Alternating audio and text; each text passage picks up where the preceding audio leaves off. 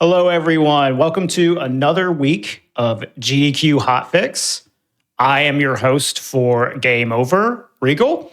Game Over is a show where we like to put on speedruns or speedrun adjacent content of games that either have a reputation for high difficulty or games that are played on a higher difficulty than normal, sometimes with an extra self-imposed challenge just to make things more interesting.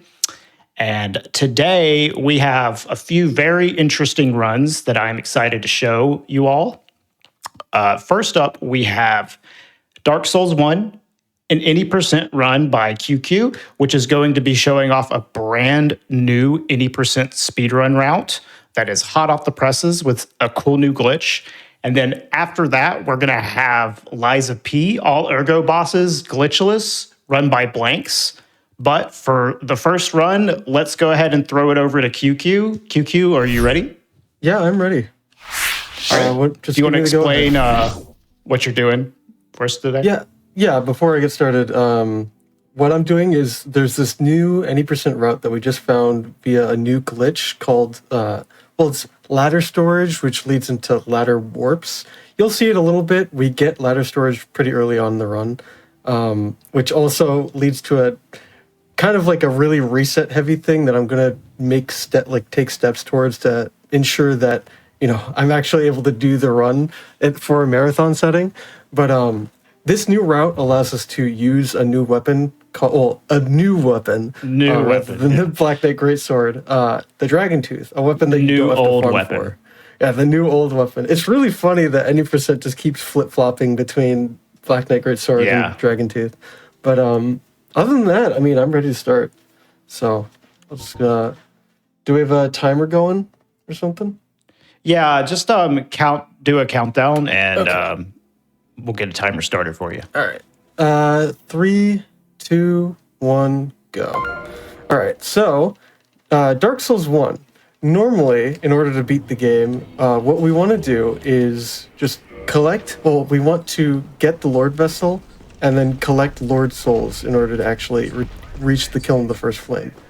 We don't actually need to do that in any percent. There's a thing that we like to call wrong warps in this category, in this game, and that'll allow us to actually bypass a big chunk of just a ton of stuff in general.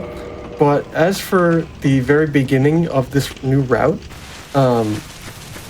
we're actually going to stay a little bit longer than we normally would in Asylum in order to set up something called ladder storage. Ladder storage will basically make it so that my stable position will be set in stone until I either do a quit out or run out of stamina and go through a ladder animation.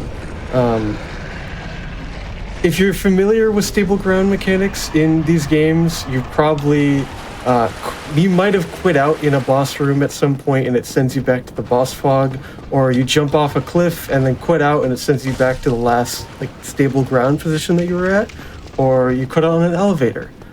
Those are all examples of stable ground, and you'll see it in a little bit, but this essentially just locks our place in the Asylum, which just so happens to be... Nice. I wasn't thinking. Hold on.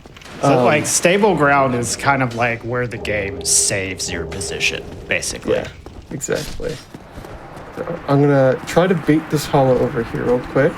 Going to kick him a couple times just so that he falls. And I'm going to use this guy. I'm going to bring him over to the ladder. Hopefully he actually just starts sprinting at me. He doesn't. That's fine. So he's just going to take his time and walk over here. But this right over here is the ladder that we're going to get ladder storage on.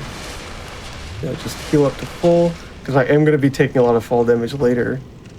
Where is he? There he is. So this he is gets already lost really quickly. Already a huge departure from other routes.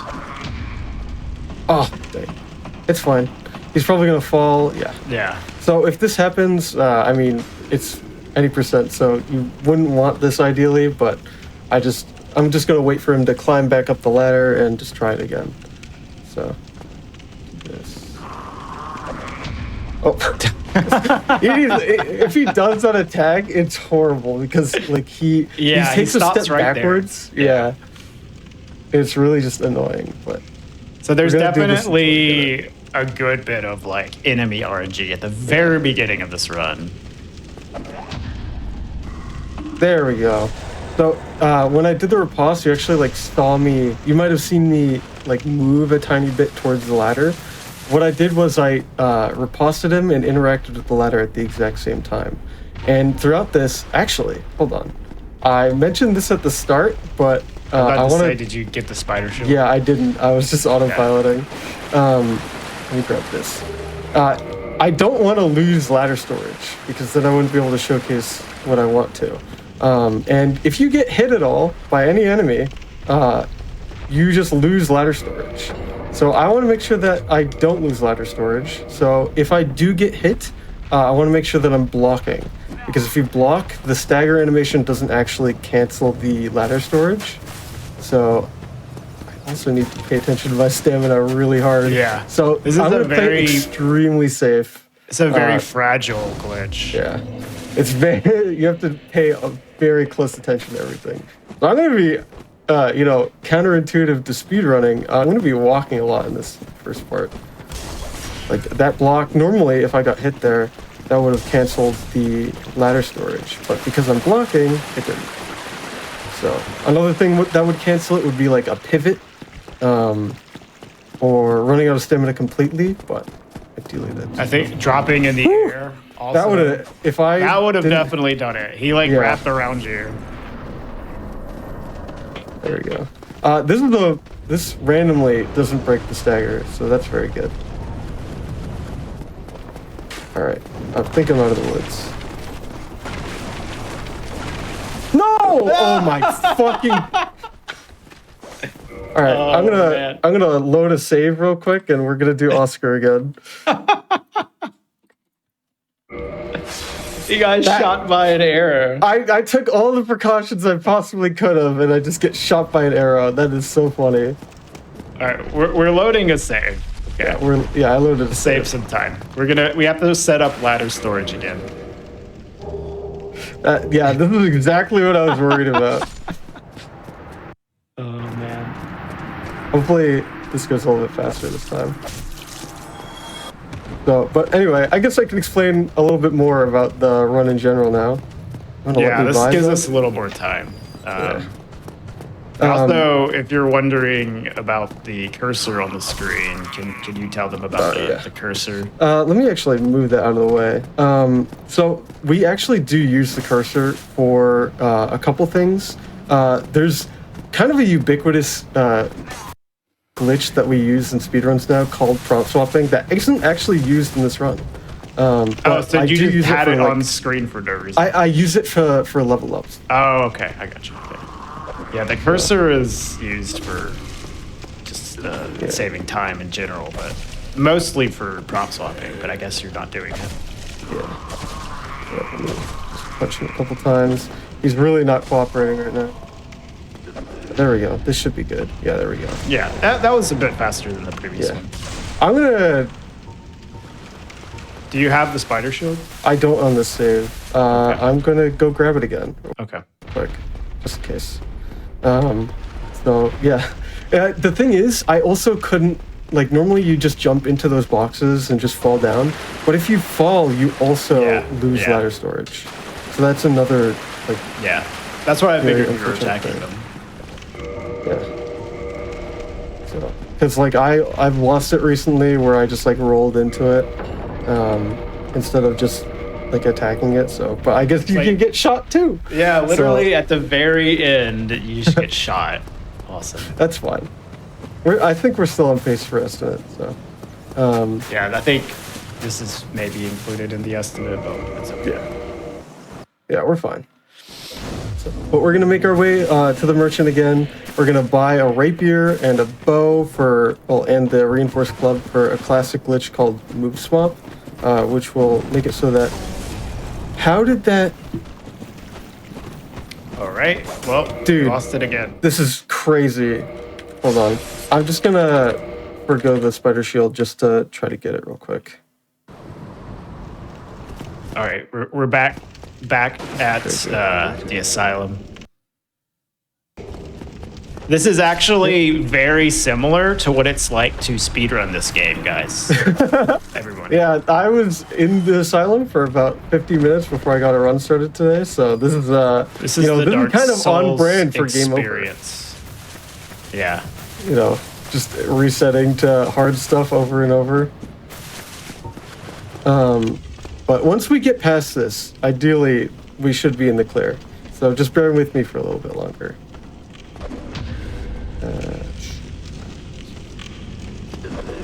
Oh. Alright, once he comes up here, we should be fine. He's probably going to do a wind-up attack or the flail attack. We can parry that and we'll be fine. There we go, ladder storage. Nice.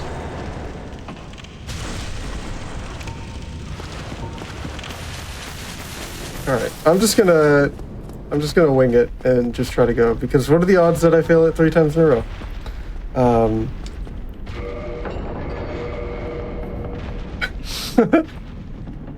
I feel like those are going to be famous words right there. Dude, no, I'm fine. But anyway, after we actually perform the ladder work properly, we're gonna go to another classic skip called Sen's Gate Skip, and that'll allow us to access Anolando early, and then get the Lord Vessel, and then we'll start making our way through the rest of the game. So,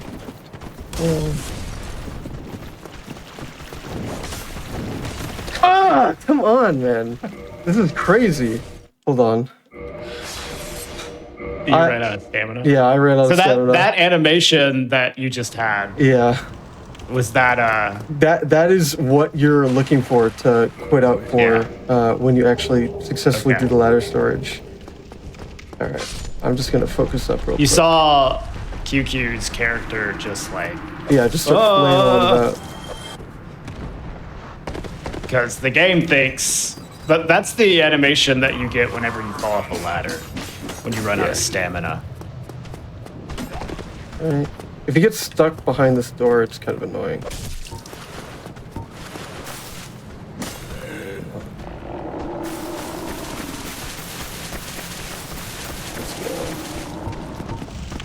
And Heal real quick. QQ is having to reload his save file because it's very fragile glitch that he's trying to show off here. And whenever it breaks, he has to set it back up again, and it just takes a while. So we're just reloading his save. I don't think I have it.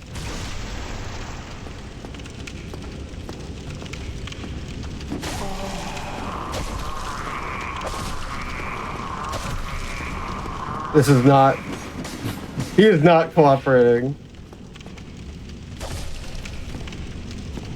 This should be looks good. good. There we go. There we go. All right. That Surely last the- stretch was good. You just ran Yeah, out I of just ran out of stamina. Yeah, it's because he Don't did run the out of attack, so stamina. I just was like, "Oh, I need to roll this, otherwise I'm gonna lose it." Yeah, right. You have to retrain your muscle memory for this, I suppose, Yeah. just a little bit, because of, like, you just really don't want to run out of stamina at all. Yeah, like for Yeah. instance, right here, we normally just do like a very standard regen, but because you don't want to run out of stamina whatsoever, Right. we have to like retrain ourselves. Yeah, And like this is very new. This is like a week old. This is very new. Normally, you want to not run out of stamina because you're sprinting, but you can run out of stamina when you're rolling, and that's fine. But even that is not good for There we this. go. Okay. But watch your stamina. Yep.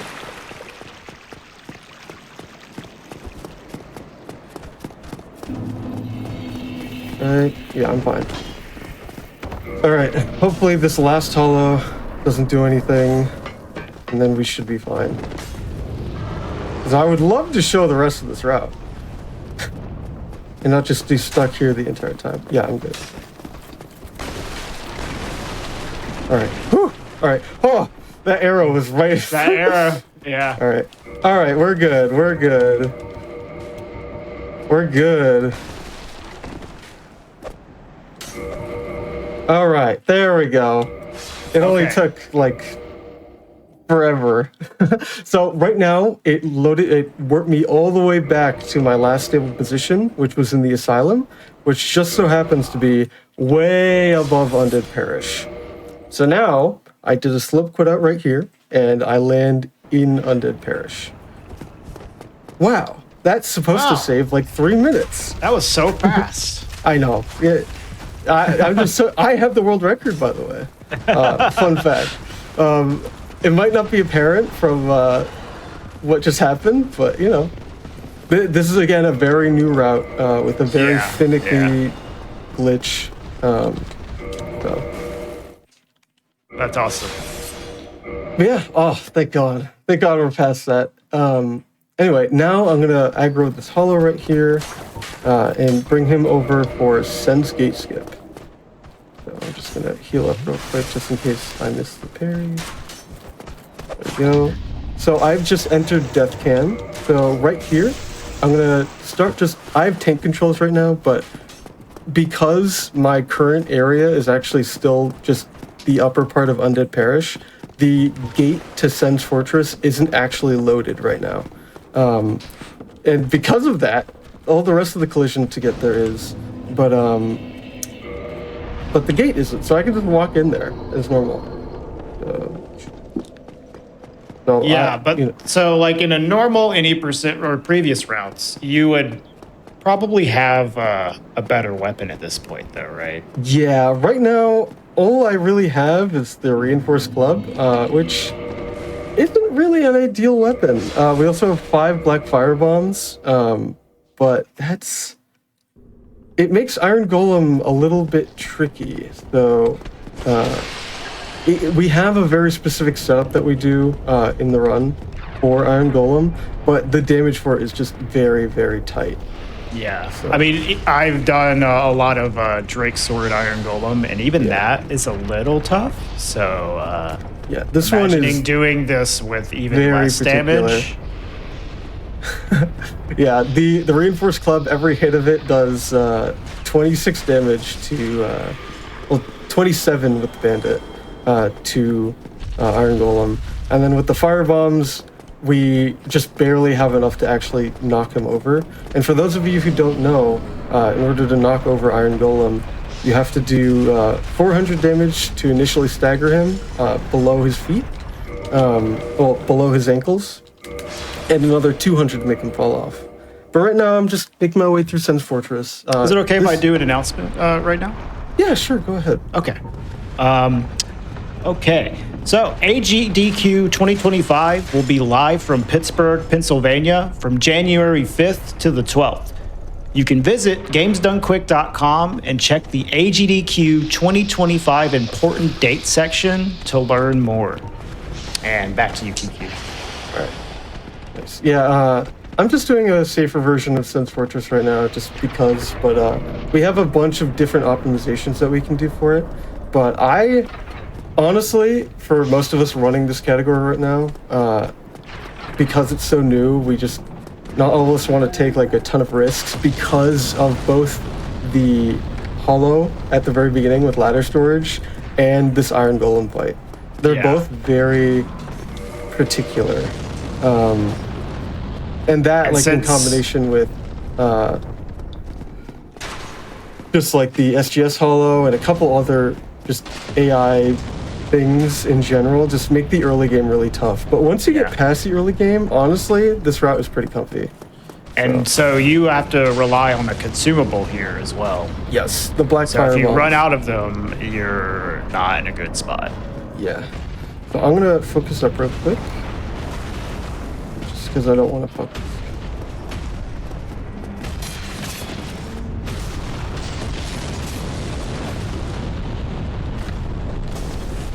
Alright, we should be fine. Yep, okay, we're good. So Nice. the damage setup for this is very particular. Like, we just barely... So I did those 2 running attacks earlier on the legs, and I broke the damage margin by like 2 damage. So, but that's Iron Golem. There's also looks a really different cursed. route It is cursed, to be honest. But there is actually like a different route to this route that has Cleric as the starting class instead of Bandit, which needs a completely different Iron Golem setup because it has very slightly different damage. But now that we're past that, honestly, the rest of the run is kind of comfy. Like you have Ornstein and Smo, which you'll see an instance of an AFK for that boss, where we're just gonna basically make the enemies not recognize that we're there. You're also gonna see another cool skip called Blighttown Skip and a Wrong Warp later. So, but the rest, honestly, the first I think it's like the first 6 or 7 minutes of the run, hardest part by far. Once you get past that, it's really comfy. I'm just gonna heal here because I've gotten hit by these painted guardians like twice today. All right, thank God. But yeah, this little section right here is kind of notorious for being able to easily fall off. Honestly, we're most concerned most of the time about that guardian right there. But yeah, the rest of Anor Londo is kind of just very straightforward. If you've never played the game before, this is the area. It's kind of like one of the most notorious areas, that and like Blighttown, just because there's a couple notorious sections like the rafters right there or the Silver Knight Archer up there, and then obviously the boss Ornstein and Smo. But is it okay if I did an announcement real quick? Yeah, sure, go ahead. Okay. If you'd like to support GDQ Hotfix, check out the 2024 Season 4 shirt at theyeti.com/AGDQ. And back to you, QQ. All right, thank you. I'm just going to quickly move swap right here, just so that I can deal with the Silver Knight a little bit easier. But I'm going to jump over this railing, land on that dude so he falls off. And then I'm going to actually ask you to be quiet right here just so I can hear the archers and the imps, just because I do rely on sound cues for this. Okay. I just need to be able to hear the arrows specifically hitting these pillars right here.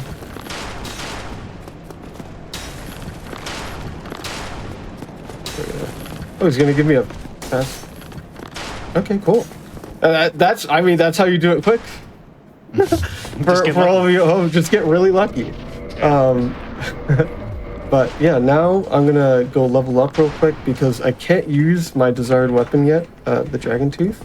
So I'm just gonna get my stats real quick. Oh, nice. So this bonfire is part of the run again. Yeah, this bonfire is part of the run, thankfully. I moved my mouse for the sake of the viewers, but we just barely have enough levels to be able to use the rapier and equip Dragon Tooth and have Homeward Wrong Warp. So right now I'm just gonna go get Dragon Tooth. It's down here behind this invisible wall. Kind of the most obvious invisible wall in the game, aside from like the bonfire like near Sif. But yeah, after this we're just gonna make our way to Ornstein Smo and you'll see an AFK. So the AFK, like, I think were they discovered like 2 years ago, I think? It was like a little bit after we started doing Melee Golfless, which was like late 2021. So yeah, so like about 3 years ago at this point. About 2 years, yeah. Almost 3.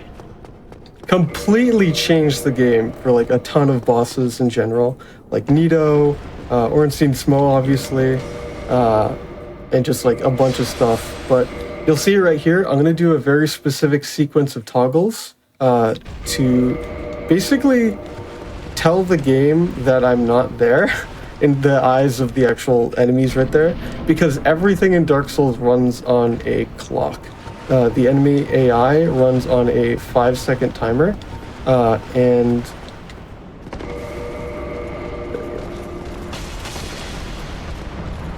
I'll explain it a little bit more in a sec. I want to make sure that Ornstein dies. There we go.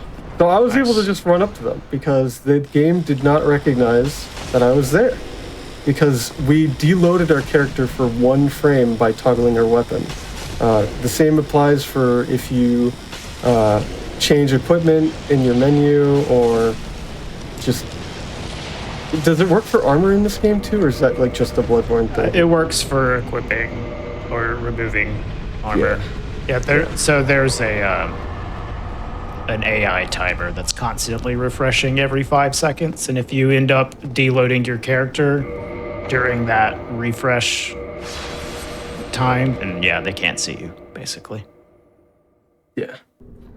That's basically it. So I'm going to be doing another instance of that in a little bit, just to make something a little bit pumpier. But in general, right now, we have the Lord Vessel, we can warp around, and now all we have to do is go access the Access Firelink altar.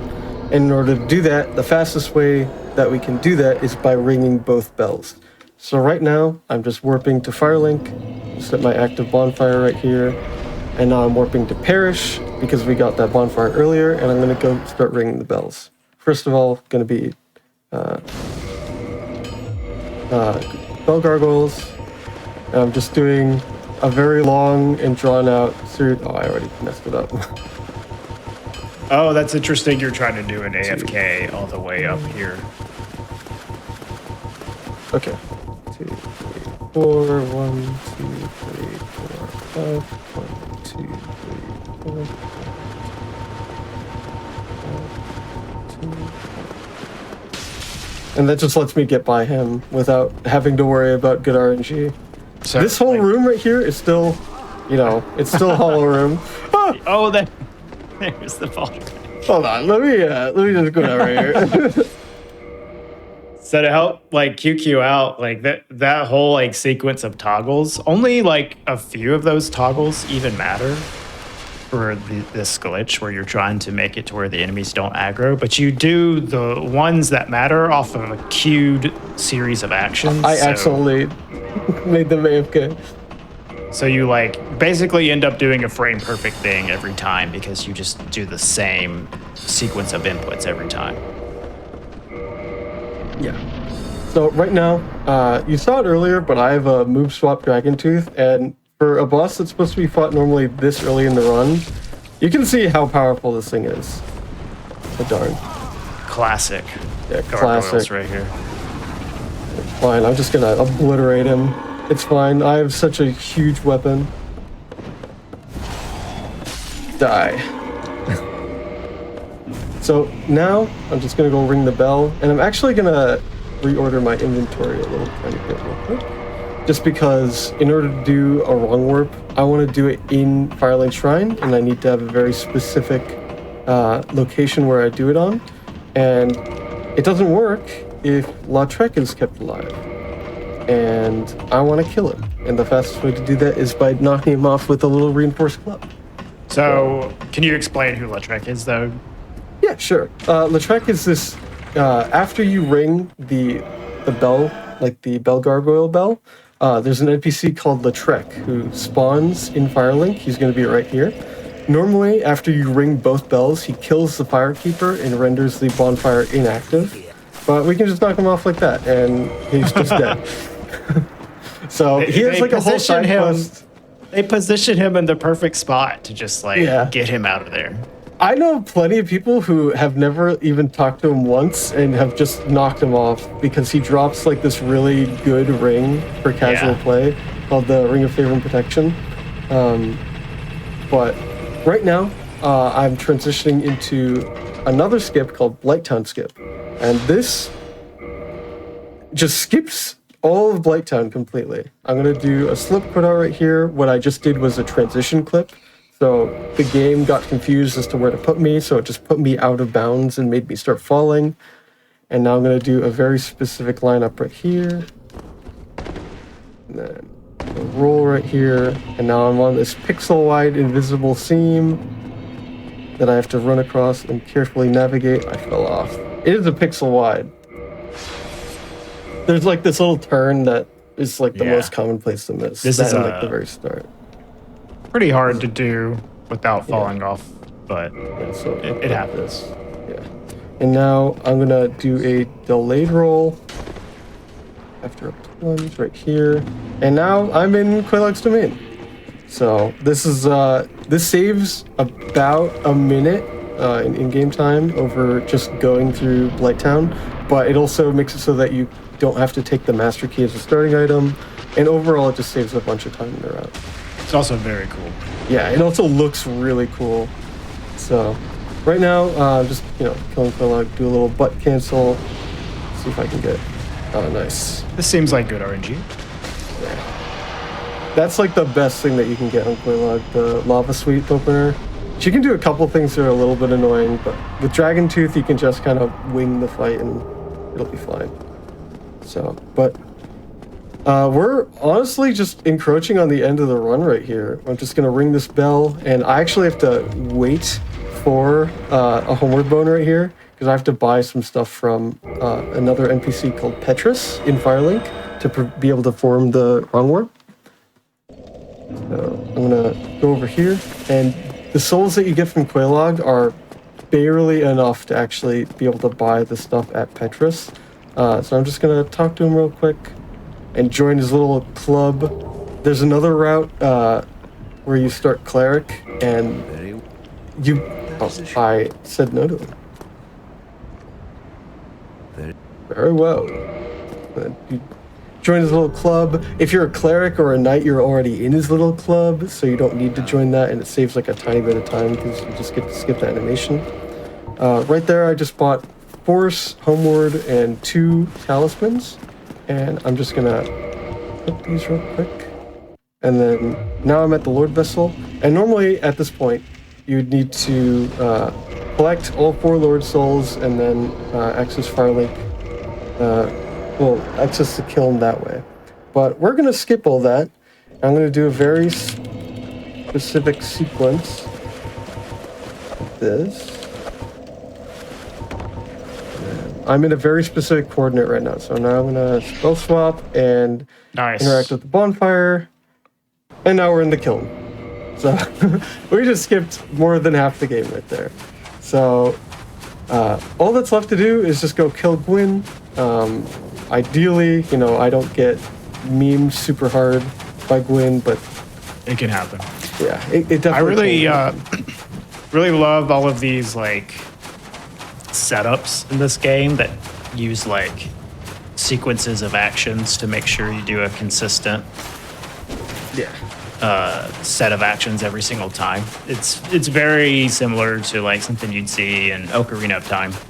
Yeah, no, you're completely right with that. Like, we have a bunch of stuff. Like when it comes to like Blighttown skip, we had those arrow cancel rolls that I was doing to maintain my position properly. We have the toggles for AFK setups. We have the homeward wrong warp setup that I just did. The bufferable movement options in this game are really cool and make some setups very consistent to do. But right here, when I get to this Black Knight, I'm just going to quit out real quick just in case I miss the move swap. Because I don't want to, get killed on the fog gate. But right now, I'm going to just try to focus up a little bit because Gwyn can be a little bit tricky. But this is the final boss of the game. So I'm just going to do a little strafe right here. And thankfully he staggers in one running attack.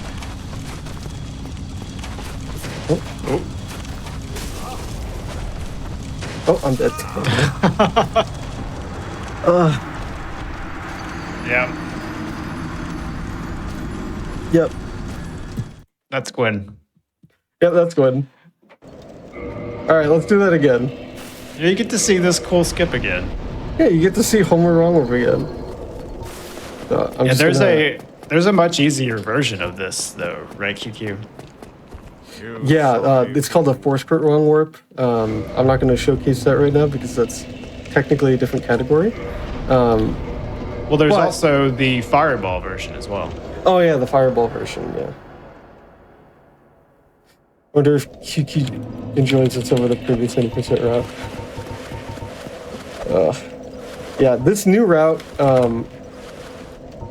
the end game is somewhat comfy, but in general, the early game farming is just a little bit not. I need to get used to it at this point. It's still very new.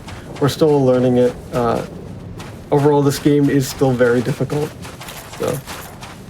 Yeah, you're trading farming a Black Knight weapon for farming a lot more enemy RNG. Yeah. So, but, you know, it is actually faster. So, people are going to run what's the fastest. Unless, like, you have to do something outrageous, like farm the short bow in Asylum and then rapier in Undead Parish. So. But hopefully Gwyn is a little bit kinder to me. I did screw that up, honestly, a little bit. My spacing wasn't perfect on Gwyn, but I think I should be fine on this. So, just a little bit flustered after that early game, but, you know, it happens. So, I was expecting to honestly fail it, like, once, but not, you know, like 4 times, whatever it was. Well, you almost had it, like, first try, and the yeah, I know. crossbow archer just sniped you right at the last moment.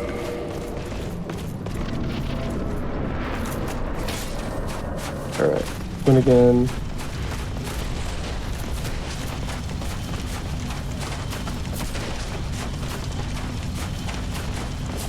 Hey, don't do that. Don't do that. That's mean. You see, Gwyn is just rude. Like, he occasionally just instantly swings at you, and, like, he just jumps away sometimes. But if you just, like, stagger loop him, he's really easy. So. But yeah, that's Dark Souls 1 any percent. That's the new route. Dragon Tooth, Ladder Warp, and time. Yes.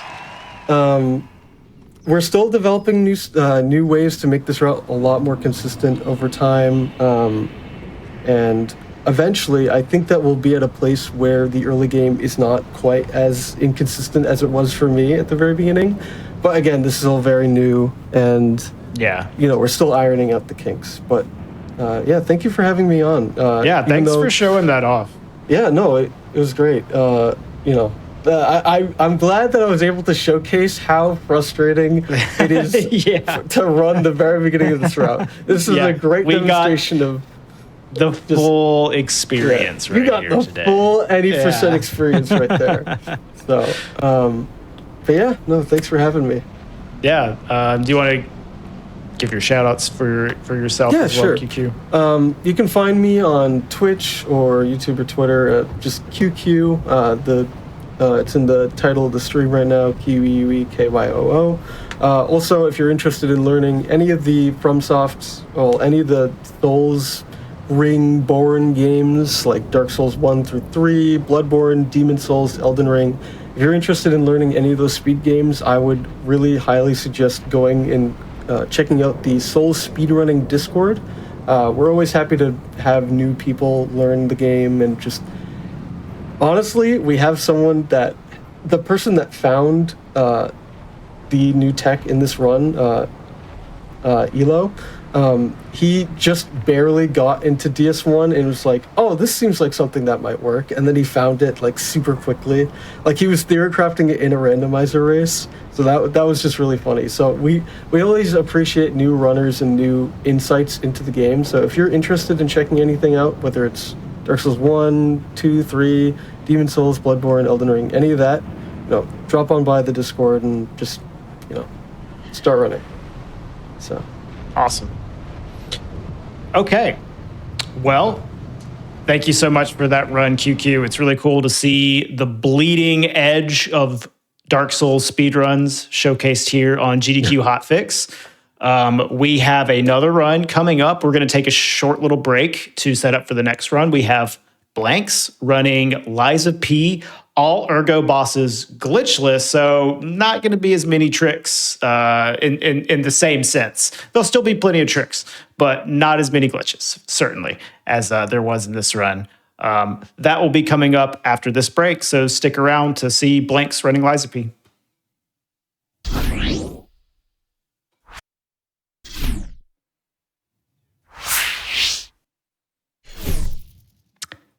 Hey, everybody. Welcome back. After that break, we are here with a very, very good speedrunner running a very, very cool game. This is going to be Lies of P, All Ergo Bosses Glitchless. Take it away, Blanks.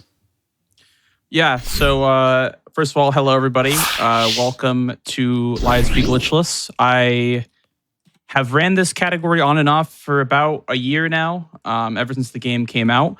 Very, very passionate about Lies of P in general, and very underrated speed game, to be honest. Like, even though it is a Souls-like and it generated some attention based off that, I do think that it definitely like is one of those games that when I see new people getting into, I'm like right on it. I'm like right there with them, helping them out with the strats and whatnot. So just a quick little shout out before the run. If you guys want to check us out, you can head over to speedrun.com.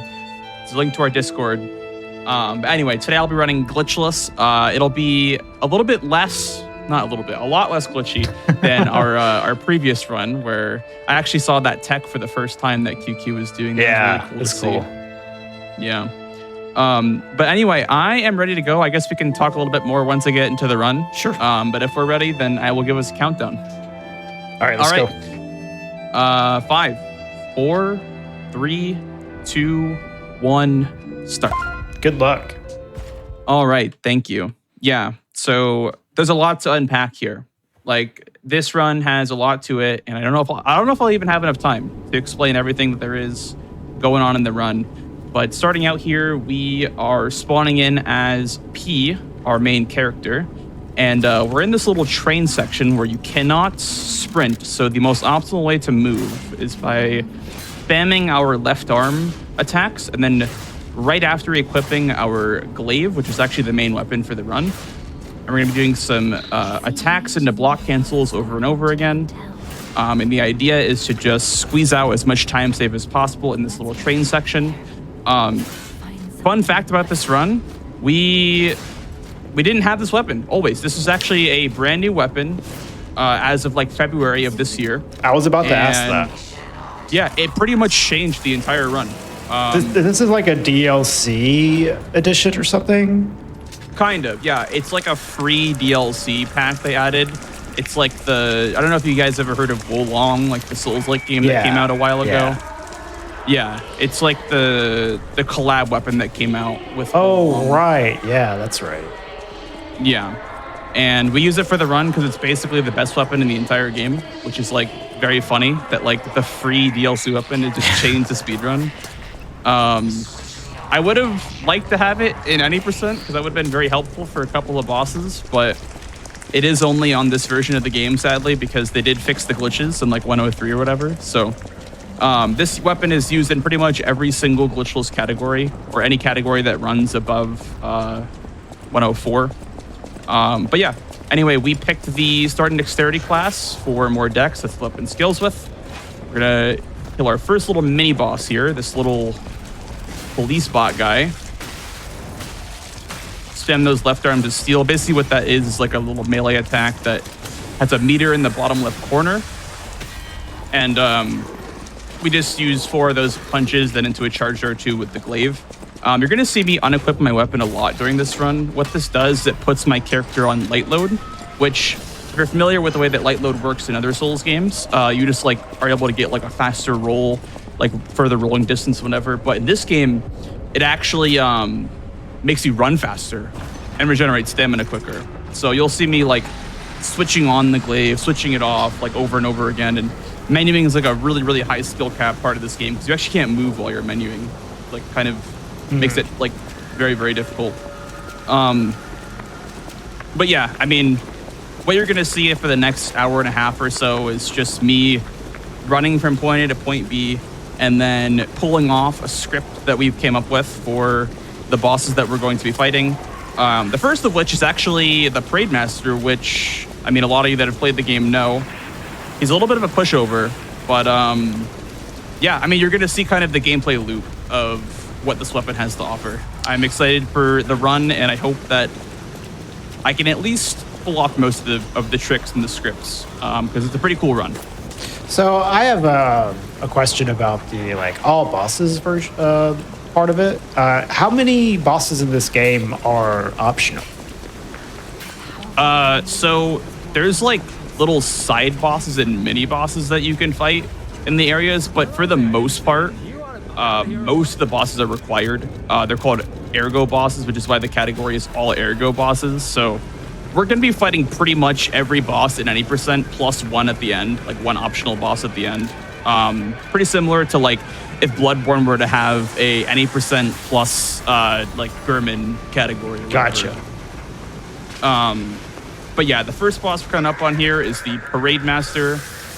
Going to be opening it up with a running attack, and then we're going to be using the unique property of the weapon, the deflecting counterattack. If you see my weapon glowing blue, it's because I'm using my Fable attack, which is that that bar underneath my stamina bar is my Fable meter, and we're going to be basically just doing that on almost all the bosses. That was a like very, very good Parade Master. Actually, Nice. I did not expect to kill him that quickly. So damage in this game, if you guys didn't know, is actually like rolled. It's kind of like random. It's plus or minus 10%. So right there, you saw like an omega high roll on Parade Master. Like I literally like, I'm not supposed to kill him that quickly. So that was That's pretty brutal. funny. Random damage. How, like I imagine that comes into the run like a few times. It definitely does. It definitely does. Yeah. The random damage can really, it can really help you or it can really hurt you. But most of our scripts account for the fact that damage is random. Like it's not going to always be like, you know, you can't get a script if you don't get the right damage roll. We're always accounting for that anyway. But it was pretty brutal, like when we didn't really know like why scripts weren't working until we later realized that damage is just random. Everyone was like thinking like, oh, maybe you're hitting it at the wrong spot. Like maybe you're not getting sweet spot damage or whatever. And I'm just like, no, like it's literally a different number every time. Yeah, It's I think gotta I be realized that on my first playthrough. It's like this this damage is not consistent. Like what's going on here? It's definitely a really weird way to do it. It almost feels like a MMO style way to like calculate damage. If you're familiar with the Souls game, you know, you wouldn't expect that. But not everything is exactly the same as a Souls game, you know. And that can work in your favor, like with Liza P. That's what I keep saying. I know my fans will never get tired of hearing me say this, but I always say like, I have never been like a big Souls-like enjoyer until Liza P came out. And part of what makes me like Liza P is how different it is from the other Souls games. I think it does a really good job compared to other Souls-likes at justifying its own existence. Yeah. Where a lot of I other like Souls clones don't do that for me as much. But this one, I love this game. I definitely agree. And one thing that we actually didn't touch on, that we're actually going to be doing a couple of times during this run, there's a brand new, I don't know what to call it, I guess like tech that we use on this run. It was discovered about a week ago, and it actually saves like quite a bit of time. I did it once at the very start of the run. After I killed the Parade Master, I got to the first door and they asked me if I was a human or a puppet. When you're in the middle of animations, you can actually like cancel out of them by using an item from your inventory instead of from your bar or whatever. So what I did at the door, I was getting like I was in this animation of like getting humanity, which is like the game's version of becoming a human and whatnot. And once you get like an instance of humanity, you'll be like stun locked for a couple of seconds. And I was actually able to bypass that by using the grindstone for my inventory. And I'll be doing it a couple more times, and I'll let you guys know when it's coming up so you guys can kind of see how much time it would save. But yeah, really, really cool that we're still like finding tech like a year into the game's development.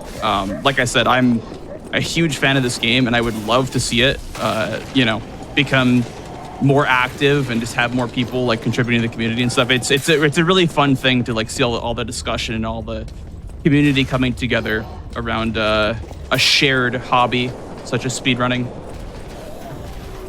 Yeah, that's the best part of speedrunning, honestly. I think like the competition aspect is great, but I think it's a little overrated. Like my favorite part of speedrunning is just the people that you meet and interact with and work with. Oh.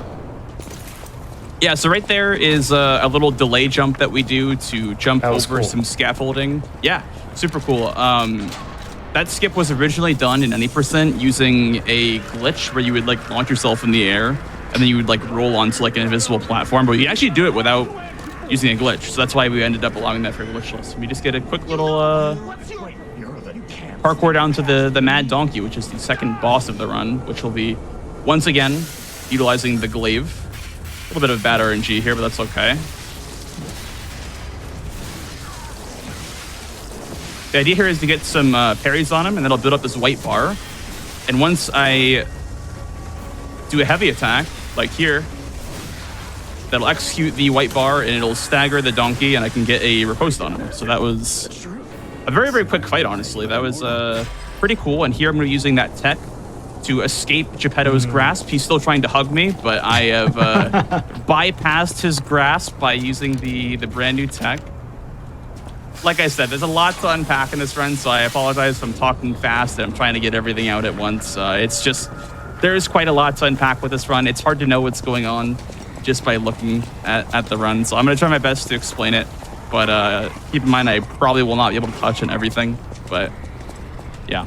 Coming up here, we're going to have the third boss, which is actually the end of the demo percent, I guess. If you guys played the demo for this game, this was the ending boss right here, the Wrapped Watchman. We're going to be using this tech again, hopefully hitting it. If I can hit it, then I will bypass a cutscene, which is very, very helpful and saves a lot of time. Ah, I didn't get it. So the idea there is to use your grindstone from your inventory, and then you would skip all of this. Like, all of this just wouldn't happen, and the door would just open, and you would just walk in and fight the boss. So this is an it does save unskippable, quite a bit of time. Unskippable cutscene. Yeah. You can skip it after about 10 seconds or so. Okay. Right. But being able to bypass that cutscene, it saves a lot of time. It ends up being like 10, 20 seconds. So yeah, once again, just utilizing this glaive, using that power attack to get the stagger off on the Watchman, weaving in some R1s whenever we can. Heading into phase 2 now. I don't have a lot of Fable. You can see my bar under my stamina is not super good right now. I'd like that to be a little bit higher. So we're gonna do a little bit of light attacks here. Light attacks don't consume Fable, if you guys have been paying attention. That actually refunds the bar when you execute a parry, and then you wanna consume it. If you wanna consume it, you would do the heavy attack version. So that would be this version right here. That consumes 1 Fable. And that should be it. All right, very nice. Okay. Such a nice quality of life feature. The game tells you exactly where to go to do the critical attacks. Yeah, absolutely. Yeah. What I love about this weapon is it makes the flow of combat just feel so much smoother, in my opinion. Like, it almost feels like they were building it up, because they have made changes to the game, and they've like changed some of the boss fights. Like, they changed their animation speeds and whatnot. And I almost feel like they were preparing for this weapon to be launched, because it really does just feel like the intended way to play the game, similar to how, like, in Bloodborne, the saw cleaver is very, very popular, and, you know, just weapons like that people are just generally gravitating towards. Here It's a Black Knight halberd, dude. Pretty much, yeah, pretty much. That has a attached parry on it. Yeah. At will, so. If you guys like Dark Souls, if you guys like Sekiro, you will definitely enjoy using the halberd in this game. Very, very good weapon. And it's free. You don't have to kill a boss. You don't have to do anything for it. Which, honestly, that part, I'm not like a huge fan of. The fact that they just like give it to you for free. Like, I would have rather like they added in like a new boss that you have to kill to get it, but... Yeah, I know some games for their speedruns also don't necessarily allow like DLC weapons like that for the runs either. It just kind of depends though. Yeah, I think for this game, because it's free and because it just was an update that happened, like you literally can't not have it. Yeah, that makes a lot more sense, because there's some games that are like pre-order bonuses, you know? Right, yeah. Those are banned in most games that I run. Yeah. So we are here at the factory. If you guys saw me go upstairs to talk to Geppetto, I was slotting my quartz to augment my character a little bit. That's the like alternate upgrade system in this game. where you can get stuff like, I don't know, more damage on riposts or more damage from your Fable Arts, which is what I actually did. I did one damage up to Fable, 1 damage up to riposts, and then the third one that I got was actually kind of interesting when I found out that's what people were doing, was increases ergo from slain enemies, similar to how like a covetous silver ring would work in a Souls game. Just the ring that would give you more souls. You want to get it early, that way you can take the most advantage out of it. And so we're doing that there at the first hotel trip.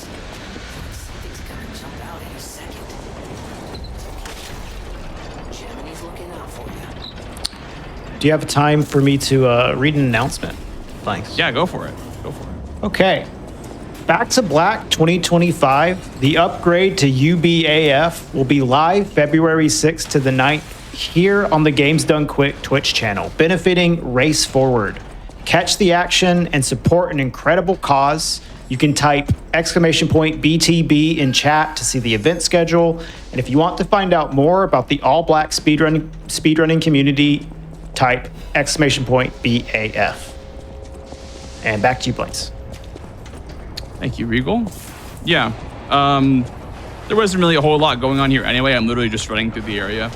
I guess one thing to note is I'm not going to have a lot of room to heal from this point onward.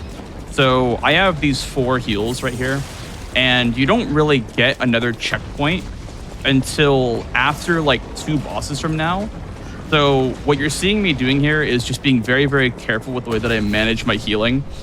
There's also an area upcoming where you actually need all 5 heals, and you only get like 2.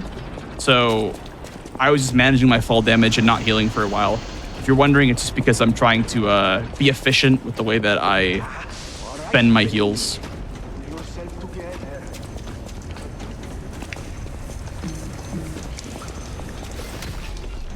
We are going to be fighting Foco, and I guess if you guys aren't fans of this stock alarm sound, turn your sound down. Yeah, it is like super stock sound.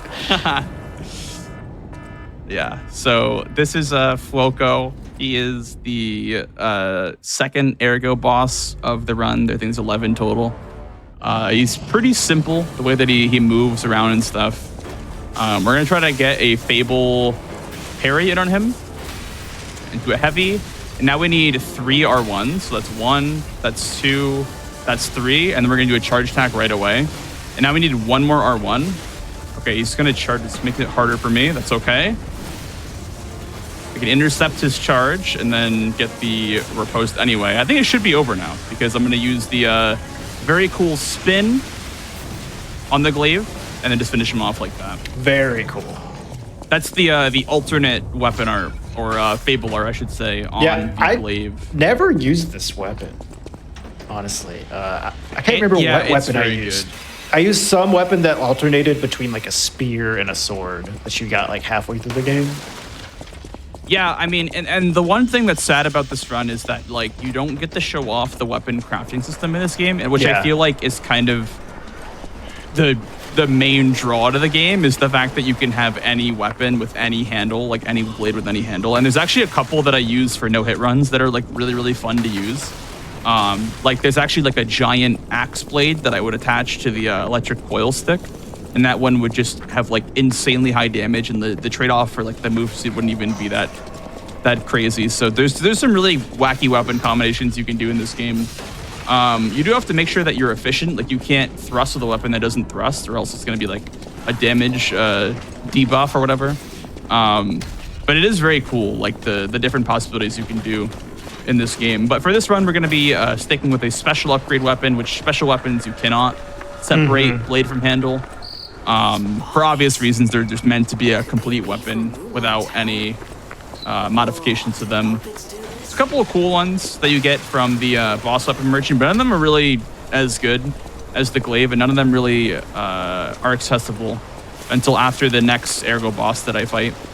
Coming up here, we have the Atoned, which is another NPC boss. Like I said, there's these optional NPC bosses around the world. This one, however, is not optional. Let me actually quickly get this on. Do you want to go? Are you? This boss is not optional because I don't have the Stalker's Gesture greeting, which is required for skipping this boss, but she's guarding the lift. We're going to start the fight by doing a charge attack into a throwing cell. Now we want 2 parries. That's 1. That's 2. And now we want 1 more. And that'll give us enough damage for a heavy into 2 tap R2s, and that should be the fight. That, yeah, I don't know. Like, the more that I play around with this weapon, because that script's kind of new, and when I saw that for the first time, I'm like, wow, she literally cannot move. That's a good feeling, though. Yeah, the way that we fought her before, we had to chase her around. I'm gonna turn off Gemini for a second. Sorry, guys. But the way that we chased her, the way that we fought her before was that she chased us around. And you'd have to like dodge, and then you'd have to like backstab her over and over again. It took forever. And with the glaive, you can simply just get in her face and just parry everything that she does. She can't do anything. That's a good feeling. Yeah. I didn't even know that was an enemy. I guess my first play. I guess you skipped it, right? Yeah, I just like did the gesture as you're saying. Yeah. And went straight to the lift. Yeah. So I mean, if you do the gesture, you actually can still rematch her because she'll realize that you lied to her, which is like really funny. If you come back later in the game, she'll be like, "Wait a second, wait, you're not actually a stalker. Wait, you just lied to me." So yeah. So this is like a minute 20 cable car ride. I spared you guys the Gemini yapping so we could go and we can talk a little bit more about the run. This right here is one of those things that when we were first like routing this speedrun, we were like, there's gotta be a way to skip this, right? And we were like begging like Dist and Cookie Jar and just anyone who was like a glitch hunter to find us a skip for this cable car, and we have not found one yet. Really? We found skips that are bigger. Like we found skips that skip past this area entirely. Like you can get from chapter 2 that's to what chapter I was 5 thinking. right away. Yeah, because there's some pretty huge skips in the any percent run. Yeah. In any percent, you fight a total of 5 bosses. Yeah. So it's, you skip a whole lot of content compared to this run and a whole lot of areas, which honestly, the 90% run, if anything, is more of like a spoiler-free run than like any of the other categories. Yeah, kind of. It's a really cool run, but it's nice to see more of the game. Yeah, it really is. Oh, right there, I missed a skip. Right there, what I was trying to do was if you run along the right side of that platform, you get a little bit of a boost, and you can like jump off and you can like land on the other side. But I actually missed it there. But the run is over. It's over, guys. Everything is ruined. I missed the. It was a good run, but it's over now. Yeah. So we're approaching the cathedral now. And the cathedral is another area that we actually have a skip for that we're not going to be doing, obviously. It's glitchless.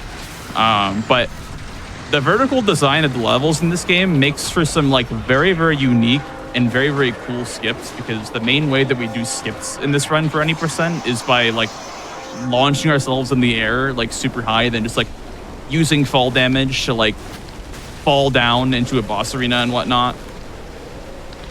It's really, really cool stuff, but we're gonna be seeing the whole thing today, the whole cathedral. I'm gonna be using this tech one more time, by the way, on this door to skip this little door opening animation. We can menu our throwables and our abrasives, and the door is gonna open for us as if there is a ghost opening it for us.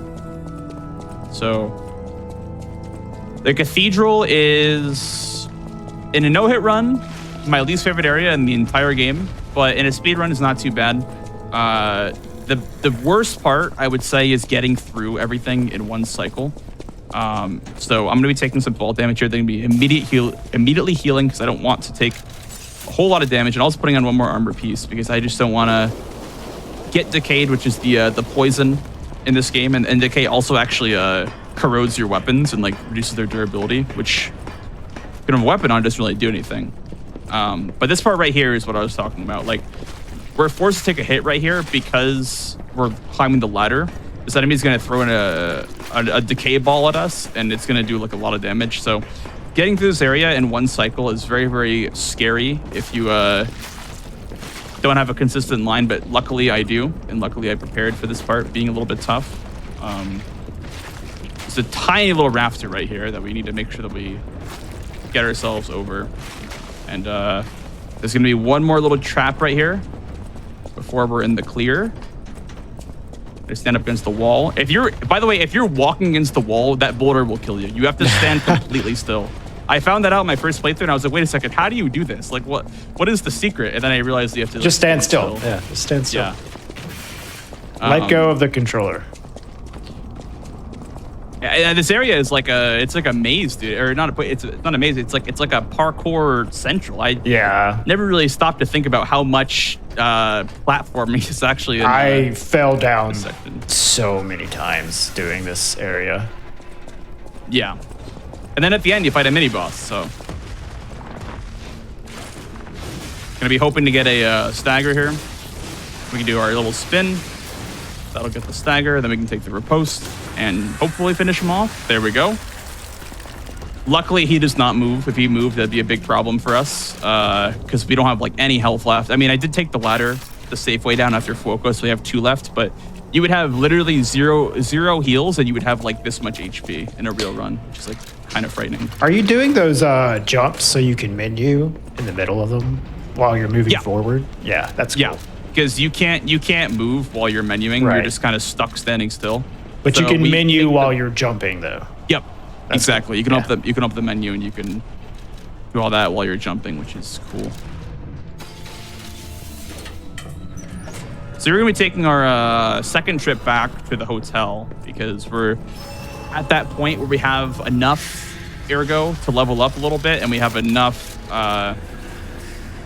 Resources from what we just actually got. We got a box. And in boxes, they give you upgrade materials, they give you quartz, and we're going to stop back for some Fable catalysts, which like are the way that we restore our Fable meter without attacking enemies. So we're going to take our box here, give it to Polendina, and we're also going to buy 6 of these, buy all the quartz and all the stones, and then we will get a technique crank from Puccinella, which we rescued from the factory.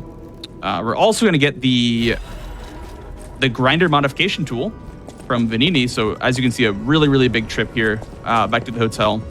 And then we're going to be upgrading our weapon to +2 and then also putting a crank on it. So from this point, we have been +0 the entire time. It didn't feel like it, certainly, with how much damage we've been dealing. But yeah, that's our very first like upgrade segment of the game right there. And you get a lot out of that. And just like speedrunning in general, the rules of speedrunning generally are you want to be like as strong as possible on each little trip right there. And we've like optimized pretty much every bit of this run at this point. Like we have considered like, oh, you know, why don't we just skip the shortcut and why don't we just like, you know, go to the hotel for more levels or from upgrades. But generally, you're not going to really see much of a improvement or like much of a payoff in investing your time into going back because it does take about a minute to go back. So you have to really consider like how much time your detour is going to take. That's always something that is important for these kind of games is, you might deal more damage and kill the boss in like a few less attacks, but think of all the time that you spend acquiring the damage to do that. Yeah. A unique thing about this game, though, is that you can actually refill your Fable. You guys saw me going to the training yard, and we were able to restore our Fable to full, which is actually like a pretty valuable way that I would say would justify a trip back to the hotel. I was wondering why you went in there. Anyway, there is the first usage of the cutscene skip tech that I was talking about earlier. Yeah. Right into the third ergo boss, Andreas, who's going to be fought generally the same way that we've been fighting most bosses. We're going to be going for a mini stagger like this, do a couple of light attacks, and we need one more heavy attack like that. And then we're going to use a Fable Catalyst, take the riposte, and we're already going into phase 2. Like I said, this run goes so fast. Much damage. We're going into phase 2, 3 fire, 3 electric, get that electricity procced. We're going to parry this little charge, and then we're going to go in for a Fable spin right after. And that should be the fight. A very, very fast-paced run. A lot to unpack, a lot to explain on the fly. So I hope that I've been touching all the bases so far. And I hope I've been explaining properly. So we are going to be picking up some amulets, which is the rings or whatever you want to call them, talismans of this game.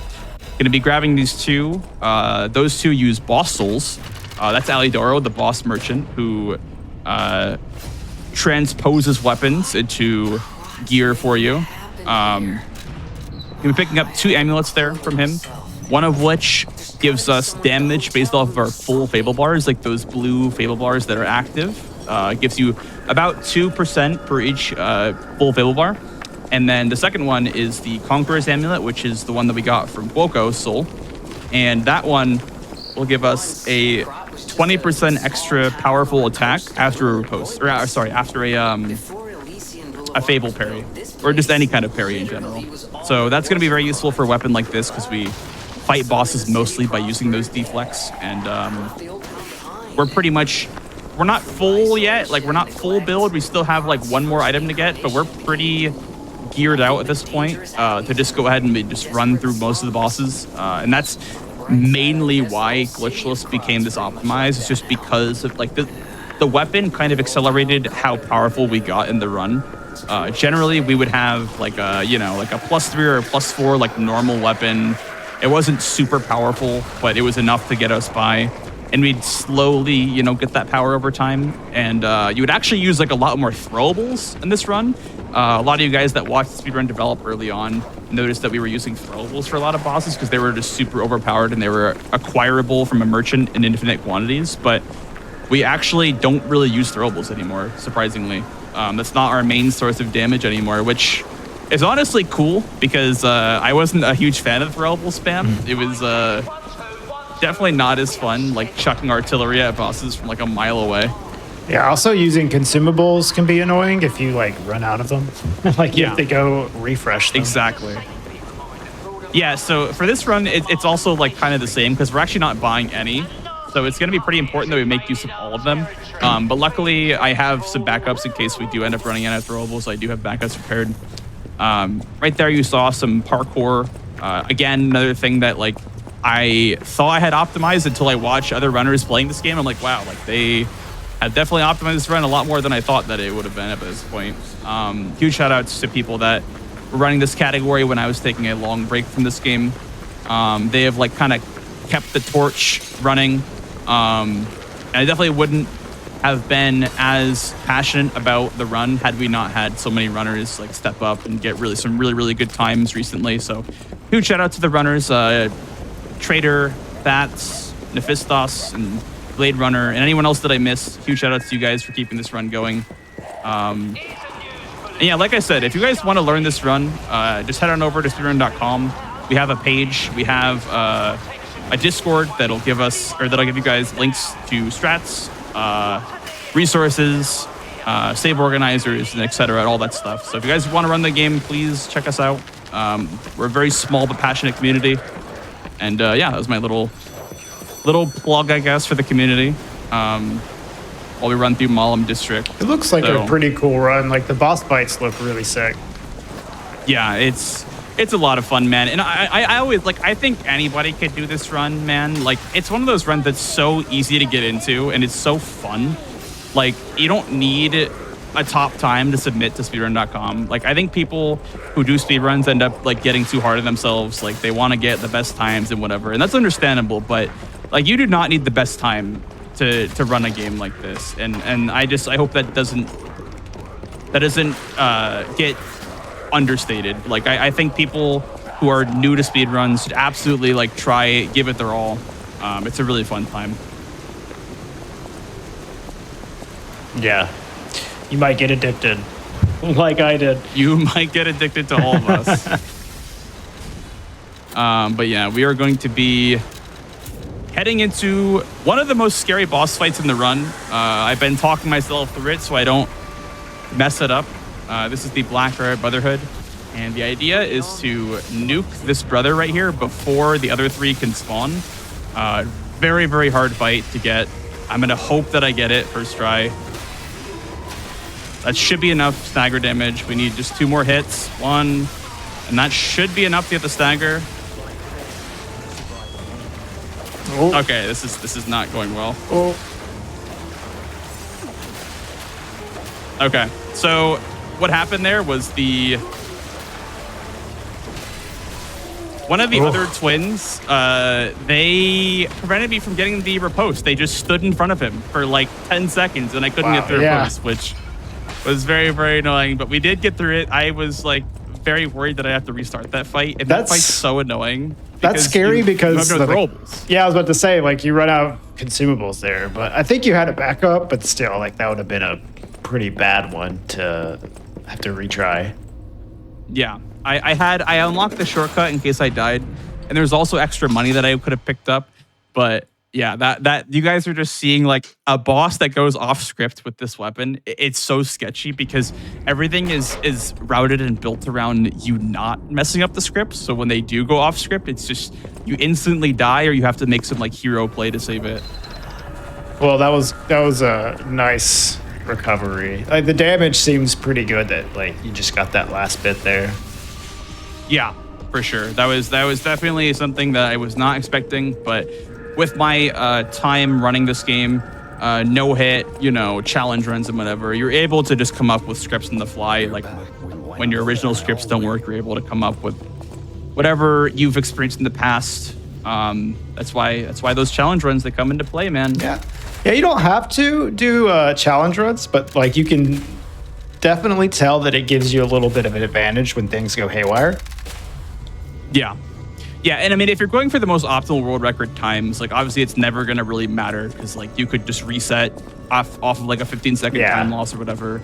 But it's always, in my opinion, I've always been a fan of just continuing runs, even if they're not the best. I just really enjoy finishing runs and especially just playing the game. In a long run like this, where it's going to be very difficult to have a super optimized time. Like, just being able to get through the runs is helpful to have those little backups like that. Yeah, for sure. We'll be leveling up our stats here. Going to be going for some health. Up to 10 health, finally. We're leveling up our health. 9 capacity, which is our weight limit. And then 29 technique, which is our dexterity for the scaling on our weapon. And then we're heading into Rose Isabel, which is where you normally would actually end up right after Donkey if you were doing any percent. You just skip from the courtyard out here right up to the Rose Isabel Street. It's a huge skip. What you guys just saw for the past 20 minutes is all like not required if you're doing any percent, which is like kind of funny. Gonna take a quick sip of water here. Is this a good time to read announcements? Yeah, for sure. Yeah. Okay. Join the official GDQ Discord and add the hotfix role, where you can keep tabs on upcoming events, talk with staff, and more. Use !Discord and Twitch chat for more info. And if you missed out on any of our shows or events, be sure to check out the VODs on youtube.com/gamesdonequick. And back to you, Blanks. Thank you, Regal. I just muted Gemini there for a second so you could you wouldn't be trying to talk over him. He kind of yaps for a while here. He actually yaps all the way until he gets to the boss, which is kind of funny. So the boss that we're actually do audio on again for the boss, but we're gonna be fighting a white lady who is a like duelist type character. She's another one of those like NPC boss stalkers, and the idea behind this fight is to just get a couple of parries off, and that way you can kind of stun lock her and get a free stagger. You're gonna see me going for a couple of normal attacks to try to like get her into a loop, and then we're gonna be parrying some attacks. It's gonna be the goal here. Gonna put our amulets on, get some more damage. This is why I wanted the audio cue, was for this opening attack right here. We need one of these, one more of these, then we go for a Fable Spin. And that should be the fight. The idea there is like you want to overwhelm her with pressure. Like that way, even if she gets an attack or two off on you, it's not going to be a big deal. You're not going to be forced off to like back off and reset. You're going to just be applying constant pressure on her, and you're going to be just like not letting her breathe at all. That's kind of the play style of this weapon, is to just never give bosses room to breathe. So it's like every single boss in this game is parryable. Like all their attacks are parryable. Yeah, there's a couple of unparryables. Like there's some grabs that are unparryable. I believe. Sure. But those like red fury attacks or what they're called, those are all parryable. You can just deflect them at the right timing. Right. And I will say the parry timing in this game is like less forgiving than even Sekiro. I believe it's like 7 active frames instead of like 11 active frames. So it's like definitely like less forgiving than Sekiro. But you do have the dodge button, which is like a very, very helpful way to avoid enemy attacks is by just dodging them. Yeah, So, but it doesn't seem it's like nice to have both. it doesn't seem like you're doing a lot of dodging as much as parrying with this weapon. Though. No, you're basically seeing that because of how powerful the weapon is with parries. Like with other weapons, the play style is primarily dodging because you want to dodge and get yourself into position for a better attack than just going for like an R1 or whatever after a deflect. But it just turns out that like the best way to play this weapon is by just going for deflects constantly and going for lighter heavy attacks. Yeah, I'd love to do like an all bosses run for this category because I don't think you can fight every single boss in the game like that. I think there's a couple of bosses that you would have to like play around the idea of not having a 100% script for. But yeah, I mean, what you guys are seeing here is just the work of all the runners that have ran this category, and they've optimized it. And it's a really cool thing to see because like I've been around the speedrun since day one of the game coming out, and I've just never lost passion for it, which is just, I don't know. This game is definitely very special to me. Well, the boss kills are very flashy, but it would be potentially interesting to see a little bit more of a reactionary fight, I guess, where you have to like, do a little more dodging. Yeah, there's a couple of fun ones in this run for sure. The final boss will be actually like primarily almost 100% reactionary, which is cool. Yeah, I mean, I haven't really put time into finding a script. It's almost just like better to like not have a script for him because he's kind of like random. But yeah, what we're gonna see now is definitely more of that scripting. But if it does go off script, then maybe we'll see some reactionary parries and whatnot. But yeah, coming up is Romeo, who is about like the 40% mark, I would say, through the game. When you've reached this boss, you're about like 30-40% through. The way we're going to get his attention here, though, is by using our puppet string. There we go. Going to aggro him. Going to parry with one of these. Parry another one of these. Go in for charged R2. And go for 2 more charged R2s. We need to parry 1 attack, so it'll be this one. Heading into phase 2, we're going to be rebuffing our weapon. And then we're going to be going for Fable attack, into a charge attack, and then we're just going to YOLO a spin right here. Going for another charge attack here that'll get us a stagger. And this will get us enough damage to finish him off with a riposte and then a running attack into a charge attack, which I don't know. He does have some health left, so we're going to have to do 1 more parry. And there we go. I guess that was some of the RNG damage biting you there. That's exactly what that was. Yeah. Him not dying is 100% RNG there. Like, you may or may not have to do an extra attack there. So I was just backing out and playing it safe because I wasn't too sure whether or not he would live or die from that. So that's Romeo. It goes by very, very quickly when you do it right. And we're heading through the next part of the game. The arcade is up next. And so your weapon is still like +2, right? Yeah, it's 2 out of 5. It's not 2 out of 10. Right. So it's like +2 special upgrade. We're gonna get to +3 before the next major boss. Then we're rocking +3 till almost the end. Okay. Coming up here is a infamous section of dogs. This is like the meat grinder right here. Like these 2 dogs right here. The reason why I'm doing this the slower way is just so I don't get killed by these dogs. So there's a faster way?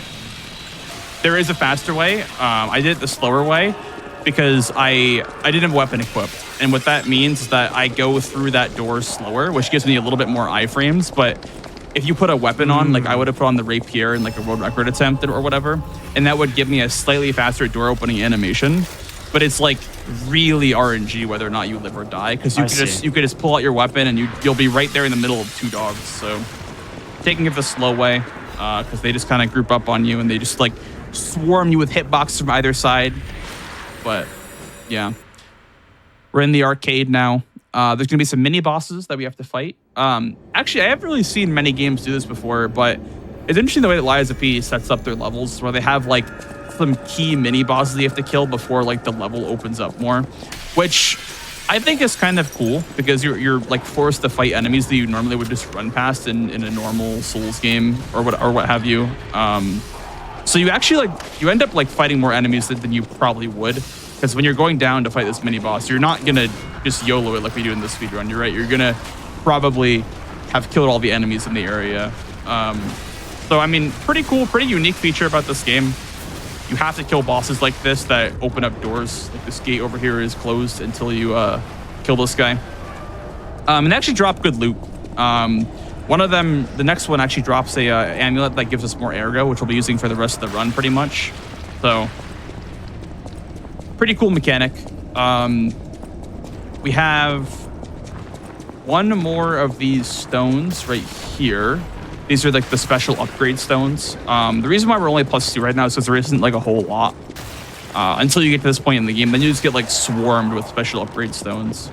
You could buy them infinitely, I believe, at a certain point, but it's obviously never going to be worth it. Yeah, I remember like the whole time, like, man, I really feel like they're holding out on me with upgrade materials in this game. Yeah, I think with the boxes you can get infinite of like the basic ones, but the special ones are for some reason so scarce. Yeah. Which, yeah, I don't know. Maybe that's because the special weapons are so good in the first place. But yeah, I mean, because even on +2, you're seeing like my weapon is on par, if not better than most fully, like not fully upgraded, but most like +4, +5, +6 versions of like the base weapons or whatever. sure. So, It was probably a conscious decision, you know, to limit the access to those upgrades. yeah. We're coming up here on a mini boss that everyone hated for a very long time, which I find very funny.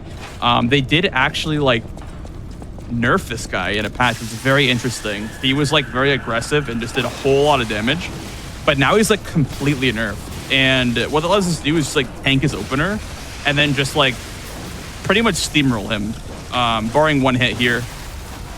I've You heard can pretty that much just steamroll him.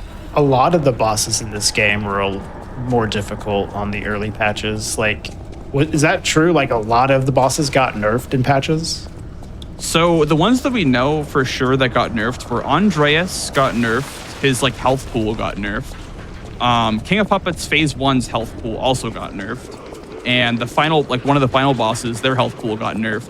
But the bigger change that happened was an overall animation change to almost like not all the bosses, but a good amount of the ergo bosses were just completely like reworked with the way their animation speeds worked. And Interesting. it's a very controversial change that this game went through. I don't know if everyone really agrees with it. I personally like it better on the original patches with the faster movesets, because I think it makes the combat flow a bit better. But they did slow down a lot of the bosses because I'm guessing for the sake of like, you know, people saying like, oh, hey, like I literally can't beat this boss. I've been here for like a week and a half and I can't beat it. Because to be fair, the bosses in this game are like really difficult, or at least like they in their pre-patch state were like really, really difficult. I heard so much about how hard they were. A lot of them were just like kind of unfair as well. But it would have been cool if they like kept that in the game as like a challenge mode. Sure. Maybe some like boss rush mode with like, you know, like Sekiro's, like those inner boss fights. Like, Yeah, I was Could've been expecting the bosses to be a little bit harder than they were, just because I had heard so many things. But then I came to find out that, oh, these all got nerfed.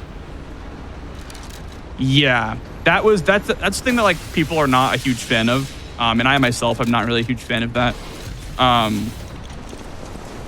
You obviously like they're still pretty challenging. You still aren't gonna run in and just have like a smooth run. Like if you're experienced with Souls games, you're probably not gonna have too much trouble with this game. Like this game definitely is, I would say, a little bit easier than your average run-of-the-mill Souls game, for the sake of it being more intuitive with the way that like the level design and everything works. Not as like confusing and winding. Everything There's is a lot more still linear. still some hard fights, even with them nerfing it. I still had some trouble, definitely. Yeah, absolutely. So we're gonna be leveling up our health a little bit more here. This is for the sake of actually tanking attacks, not even necessarily for like safety or whatever. It's actually just so I can like take more damage and like trade more with bosses, which I find kind of funny because it's kind of the opposite of like what you would think for a speedrun. It's like, oh, you want to like live, you want to like, you know, have a high health pool so you can like live a lot of attacks. But we actually like have the opposite mindset where like you want more damage so you can kill bosses quicker. That way you're not put in spots where you are taking damage. Yeah. Don't give them the opportunity to mess with you. Just end them. Yeah. Which, I mean, to be fair, on a regular playthrough, you're not going to know how to script a boss from 100 to 0. No. Like, and you're going to probably want like a high health pool to like tank some hits just so like you don't spend, you know, hours resetting to a boss over and over again because, you know, like you don't have enough HP to survive them and you can't respec or whatever. But yeah, coming up here is the Grand Exhibition. We're going to be doing a very specific line right here to avoid these throwable slinging puppets. I don't know what you call them. Very, very mean level design, I will say, for a speedrunner. Like, I feel like this area is very anti-speedrun for a lot of reasons. There's 3 throwable guys with like a big mini boss sitting right there, but there is a strat, luckily, to get past that all. I actually missed the puppet string there. I think he got caught on the railing. Yeah, I tried to pull him and he got like stuck on the railing. That's also another thing that kind of sucks for this weapon is like you're trying to fight that guy with like a weapon that does like wide swings on like a 1x1 little platform. So that part's also like pretty anti-spirited. And there's also a mini boss on this like little like 1x1 beam that you have to like avoid. So lots of very, very like anti-speedrunner stuff right here, which I find very, very funny. We're gonna be grabbing some acid abrasive right there, which will be used like much later. We're also gonna be grabbing the shot put right here, which we actually don't use till like the final boss. We don't like ever use throwables in this run, which kind of blew my mind when I first realized that we like stopped using throwables. We're also gonna be doing a very silly trick here. Hopefully I get it, where we're gonna be running to this door, and right before he goes to break the door, it just loses all collision. I don't know why it happens, but the door simply just deloads itself, and then you can just run right through it. Which, like, for a glitchless run, like, it's very hard to not do that because you're trying to get through the door as fast as possible, and, like, it just kind of disappears in your face. So we kind of had, like, a hard time deciding whether or not to allow that. We're like, it's a little sus. You say this is glitchless, but I saw you walk through that door. Glitchless? Yeah. 1 hour, 10 minutes, guys. He walked through that door. That's I know. To me. Yeah, so here we're grabbing a box. Oh, I actually just remembered. I have to grab this ladder right here. I almost forgot to. That's like the area shortcut. And in case I die, I'll just spawn back at the Stargazer and I'll safety be ladder. able to retry. Yeah. So Victor coming up is one of the more reactionary fights in the run, I would say. It's going to require adaptation and reflexes. So I will see if I can kind of point out the differences between one attempt and another as I'm doing this fight. Because it's different every time, besides this opener right here. This is always the same. You want to go around him. That way he'll go for a punch to turn himself around towards you. And now we're going for some parries. This is different. Okay, phase 2. Gonna be rebuffing our weapon. Another charge, which is RNG. Kind of good RNG, to be honest. Another one of these. Gonna do one of these. Gonna strafe around the grab. Got stuck on a wall there, which was kind of scary. But he's gonna turn around again. We can then use that opportunity to counter follow up, but also not get ourselves killed. Just be very careful, and there we go. That's Victor. That was a bit sketchy because he was pushing me into a corner right there, but we were able to luckily get through that. Yeah, I could see how that one was a little less scripted than the others. And honestly, that's for the better for a run like this. For a marathon run where I'm just showing the run off, I would rather bosses go a little bit off script so I can show off how to fix them when they go wrong. Isle of Alchemists. According to the guide, Vanini visited that place. Is it okay if I get an announcement real here? Yeah, real yeah, quick here? absolutely. Okay.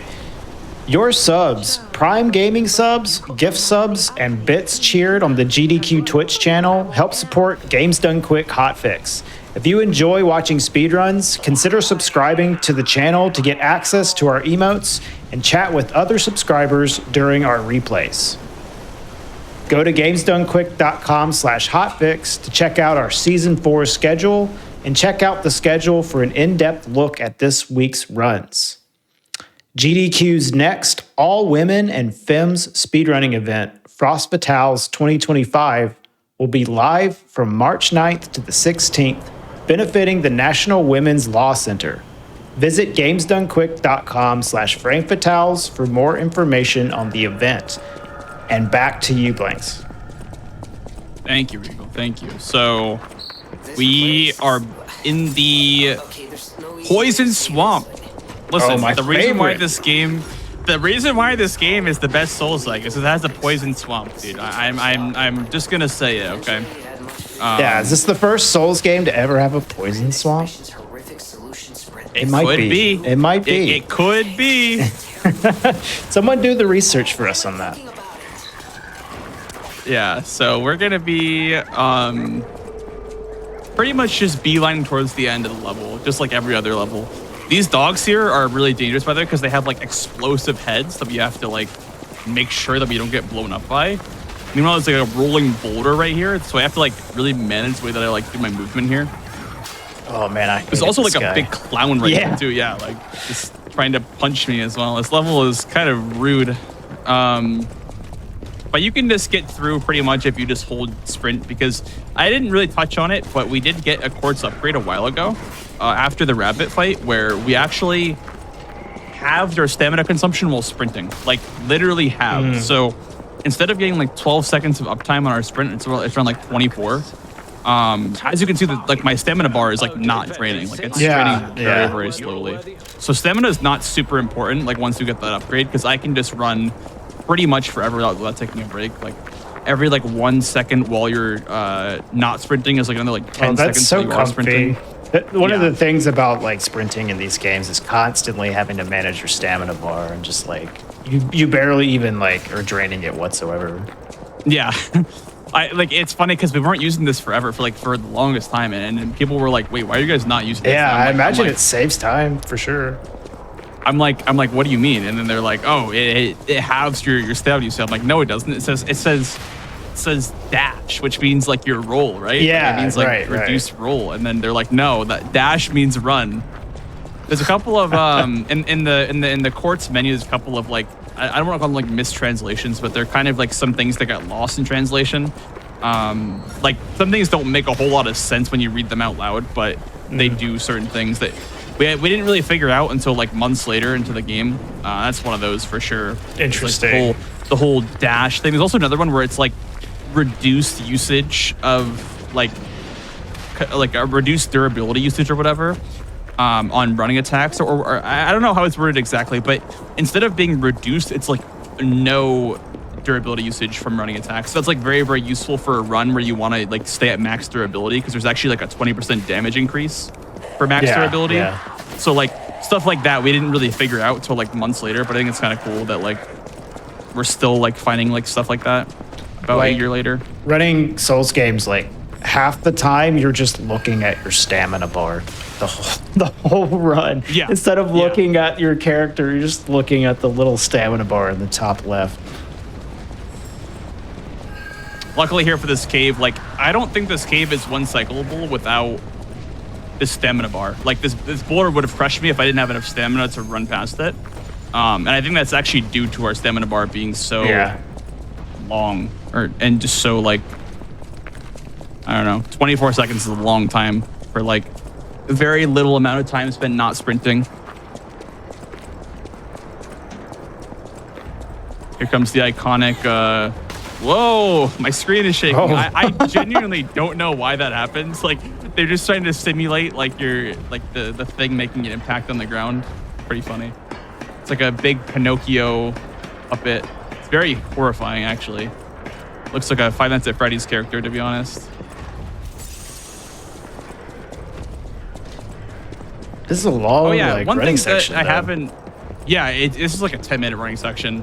One thing that I forgot to mention is that I'm using my pulse cell like as I'm running off an edge because it gives you a slight little momentum boost. Very weird, but you can use a pulse cell while walking still. Like you don't stand still to use it, so you get a little bit of momentum boost when running off platforms while like doing a heal, which you'll see me doing that like on almost every edge that I can. I forgot to mention that. I'm just gonna grab this Stargazer here for safety. I'm not gonna rest at it, just gonna grab it and make it a checkpoint. Coming up is the green monster of the swamp, which is I believe the 6th ergo boss. I haven't really been counting. But the way that we fight him is just like all the others, except now this time we have one more amulet, which is the Arm of God amulet, which gives ourselves a stacking damage bonus after each successive attack. So it stacks up to 5 times or 4 times, and each time is about 5% extra damage, so it adds up a lot for sure. As you can see, the amulet icon says 4 at the top, which means I'm doing max damage with the amulet. Gonna be ending first phase here in just a minute with this riposte. Oh, never mind. I did less damage than I thought I was. Okay, so going into phase 2, it's gonna be a bit more heavy attacks than I was doing before. Right here, we're doing a heavy attack, which will give him a little mini stagger into a charge attack. Being very careful to not be behind him, because he'll do this like very bad spider crawl. This is a unlucky attack to get. That's the grab attack, which you cannot parry. I'm gonna go for a heavy right here. I'm gonna go for a riposte here to finish it off. Nice. This was like that is the swamp monster. that was like what the first boss that gave me a ton of trouble in this game. Yeah, for sure. So now that we're past the swamp monster, we're pretty much like, I want to say like 60% through the game. When I get to this next Stargazer though, I believe we're going to be taking a short break. That seems like whenever you think is a good stopping point, Blanks. Yeah, it would have either been after that boss or at the next Stargazer, so we'll just go to the next Stargazer. Okay, it felt sounds like a minute good. away. But yeah, I hope you guys have been enjoying the run so far. It's been a lot of fun to do. Yeah, and I hope that I've been explaining things well enough, and I hope you guys are following along. You taking notes, everybody? Yeah, take notes so you can take the Live Speedrunning test coming this Friday. There'll be a pop quiz. Yeah. Well, I guess it's not really a pop quiz if you know it's coming, right? It's a quiz at that point. Well, it's today though. Okay. Oh yeah. After the run, we're gonna be doing a pop quiz, guys. Get your notes ready. We're gonna be testing your Live Speed knowledge.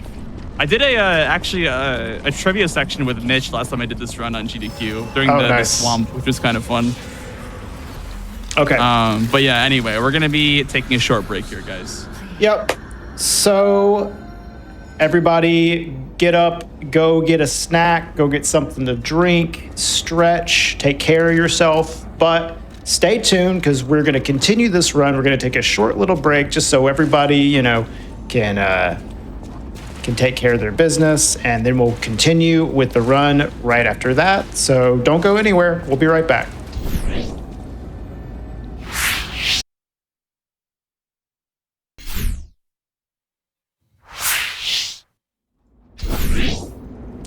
All right, welcome back, everybody. I hope you had a nice break.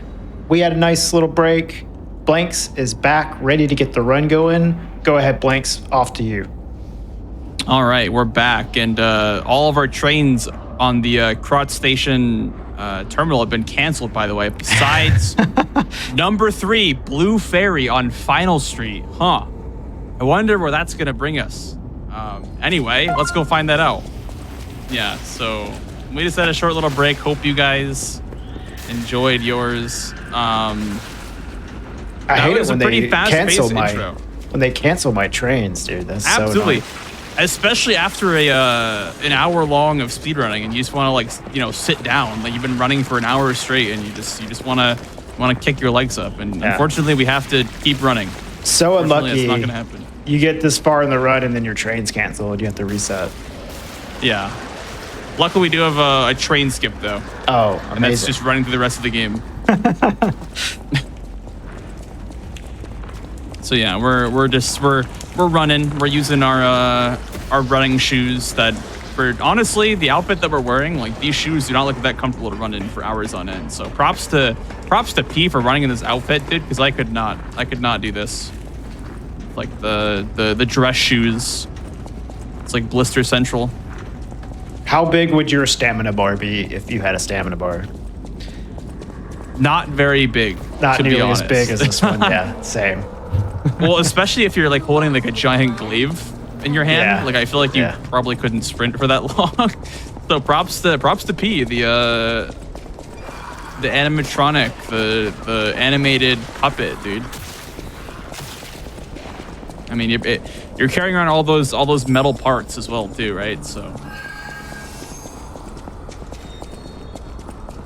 But yeah, we're gonna grab this item called cat dust, which literally does nothing. And you'll see what I mean when I get there. I will use it. It does something. It has a purpose, but it's a very niche and a very weird way to use it, I guess. Where it kind of works the way that it's intended to, but like, I don't know. It's hard to explain. It's supposed to be like a blue elixir or like a invisibility potion or whatever, where like you go invisible, but it literally does nothing for the most part. There is one niche case use though that I will actually be using it. So if you have cat dust in this game, there is one use for it at least. So you can look forward to that. I am so excited to see. Yeah, here we're just gonna be taking out this required mini boss that'll open up this door. Gonna be using some Fable. I'm actually gonna take the Stargazer here because I'm kind of like far away from the last checkpoint. So I'll just be grabbing that for safety because the next session coming up is like kind of dangerous.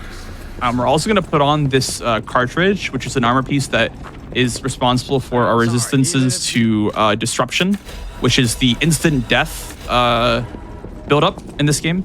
And there is a lot of spikes in the ground, a lot of like yellow spikes in the ground that spew disruption powder, I guess, into the air. Yeah, I remember those. It's kind of tight, like with the way that it like works in the run, like how much time you have to run through is like kind of tight. So I'm just gonna grab the checkpoint and make sure that we do not get disrupted. And even if we do, we have a checkpoint, so it's all good. This line's very specific, and the hard part is like this guy at the end. I don't really care about the build up that much, but it's this guy at the end that can actually like jump at you like that. And if you're not taking your line correctly, you'll actually get stuck in a corner, and he can just like lock you in the disruption zone, and then you just get built up, and it's just not a good time. So that's why we do the line like that. That way, when he jumps, you don't get stuck, which is very helpful. But here we're coming up on the second required mini boss of this area. This is going to be the head mini boss that does the head slams. But luckily, don't really deal with that guy because we just kill him instantly before he can get up. That guy is very, very hard to parry and deal with. So that one is kind of a relief to be passed. But the next boss coming up, the Walker, which I'm sure a lot of you guys know from your casual playthroughs of this game, not a good time if you end up failing the script. So we're going to hope that the script does go well.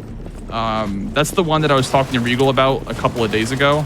And we were both kind of saying like, yeah, this one doesn't go right. I'm probably going to have to load a file for it because it's just like, you'll see why. Like, I'm just unloading all of my consumables. And like, if you run out, there's not really a whole lot you can do. So I'm going to really hope that it goes well. And if not, we can just always load a file. But my goal for any kind of like marathon or any kind of showcase run is to never load a save file. That's always been like, kind of like my code.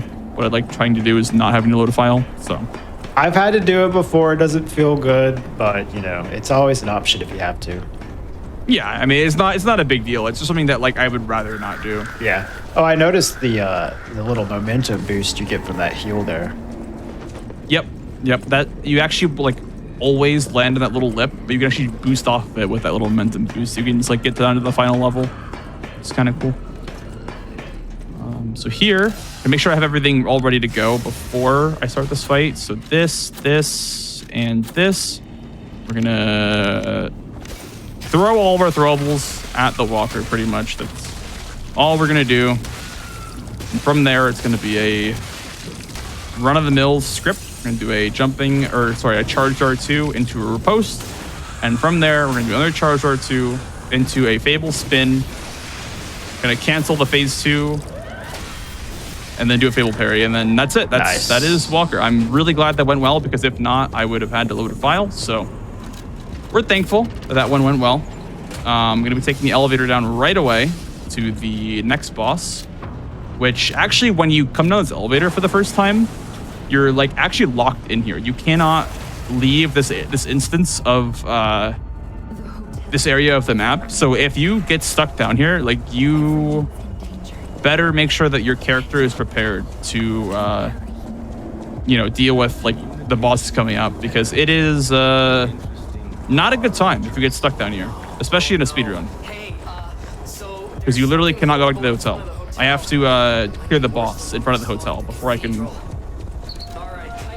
go back. It's going to be the corrupted Parade Master, and it's basically just Parade Master, but he has been infected by the decay, the petrification disease. So let's see if I can get this strat to go well. I'm gonna do a Fable R2 into 2 charge attacks here. I'm gonna spawn his clone.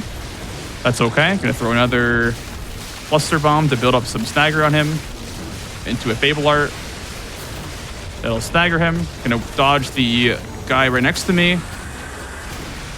And there we go. I actually almost golded on that segment. Looking at my splits on live split, I actually almost golded that. But yeah, corrupted is kind of tricky because you don't really have a lot of time in between swings. You have to do everything in quick succession, or else it goes completely off script. And that boss, I don't know, like 1,000 hours later, I have not mastered that boss. I genuinely do not know what to do when that fight goes wrong, because it's just so random, especially with like the MIDI guy, like the enemy next to him. It's just, it's quite something. But yeah, the hotel's been attacked. Oh no. There's a giant band that says hypocrite. Yeah. I wonder what happened. I wonder what happened while I was gone. I wonder if everyone's okay. Uh-oh. There's lots of tables flipped over. There's boxes everywhere. I wonder what's going on. Oh my god, an X. Oh, give me a sec. So we're going to be using our little technique there, the grandstand, by the way, to buy ourselves some time to use that soul that we got from a boss. So neat little time save that I came up with the other day. But yeah, Geppetto has been kidnapped and the hotel was attacked. So our new goal is to save Geppetto. We were going to originally go back to the hotel, regroup, see what everyone was up to, and go from there. But actually, the alchemists and the Black Rat Brotherhood attacked the hotel. The people that we killed earlier in the game. They're back. They're angry at us for taking out their big brother.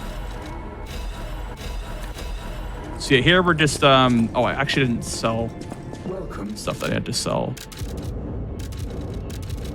Yeah, all that stuff. All that stuff is like stuff that you get throughout the game, and actually sells for quite a bit. Like all the upgrade materials and all like an extra quartz, an upgrade stone, and all that. You actually sell that for money, and then you use that all to level up. So is we're that gonna your be going to final upgrade right there? Yes, that's plus 5. Nice. Oh, did I get plus 5? I couldn't tell. Let me see. I saw plus 5 on the 5. screen. Okay, all right, nice. The max. I thought I autopiloted. Yeah, I thought I autopiloted, and I thought I didn't like do the upgrade. I was like thinking, like, wait a second, did I? But yeah, Antonia gives you a piano sheet to play, and that unlocks a secret door in the hotel that's been here the whole time. Who would have thought there was something behind there? Yeah, the big painting on the wall that Antonia stares at the entire game. I would have never guessed it.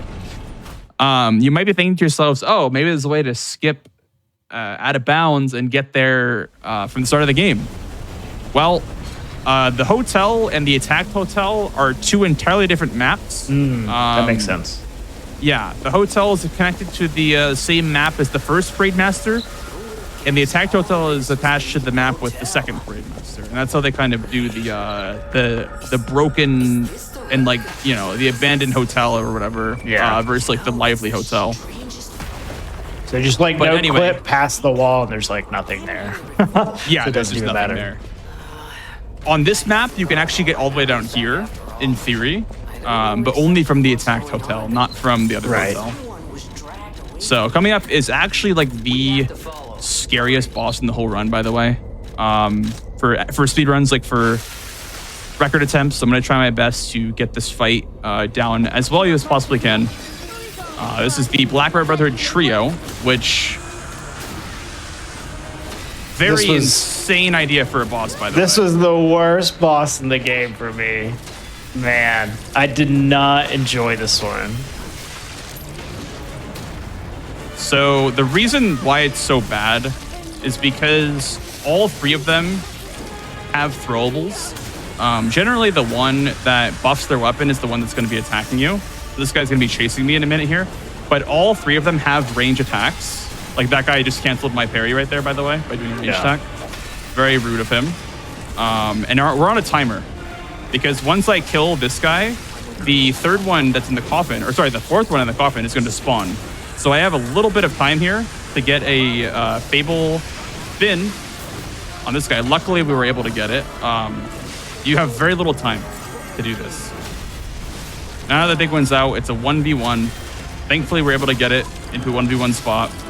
The idea from here is to just play it slow, get a parry, and another parry, and that should be the end of the fight. There it is. Easy. Yeah. That is the reason, like I said, like the reason why it's so bad is because all three of them have random timings on their projectiles that they actually changed in that patch, like I said, where they changed all the animation of the bosses and whatever. They made the timers on them for some reason a little bit shorter. I don't know why, but they gave them more throwables for some reason, which is a very questionable choice. And like, you're usually only fighting one at a time, but still, like, the ones in the background are very annoying. I would have liked it if they still had throwables, but they were a bit more telegraphed. Like, you can't really react. Like, if you're hitting one and the other one is a throwable, you don't have enough time to react. It's like you hear the grenade going off, you hear like the puppet string going off, and you hear like the other one throw blades at you, but you don't have enough time to reposition. Is my big problem with this fight. But as you saw, like if you just play it safe, it's not a massive deal. It's just very, very slow. Yeah, if you're a speedrunner with, 1,000 hours, it's easy. Yeah, it's just easy. Just like practice it, for 2 hours a day before you do attempts. It's easy. If you guys, by the way, are lost as to what's going on in the story, don't worry. I'm lost too. You're not alone. The story I have no doesn't idea have what happened. Yeah, in this the game story at all. doesn't have a very it doesn't have a very concise point at this point. Like you go back to the hotel and like, yeah, whatever, it's attacked and whatever, and then you fight the Black Red Brotherhood. Yeah, that's fine. But then you just get a giant submarine, and then you just come to this beach, and now you're in the Isle of Alchemists, which is the end game area, and you're never really told why you're here, besides like, oh, you got to stop the alchemist or whatever, until you get to the top, and then you know actually what's going on. So if you guys are confused, don't worry. When you play the game yourself, you'll understand. But yeah.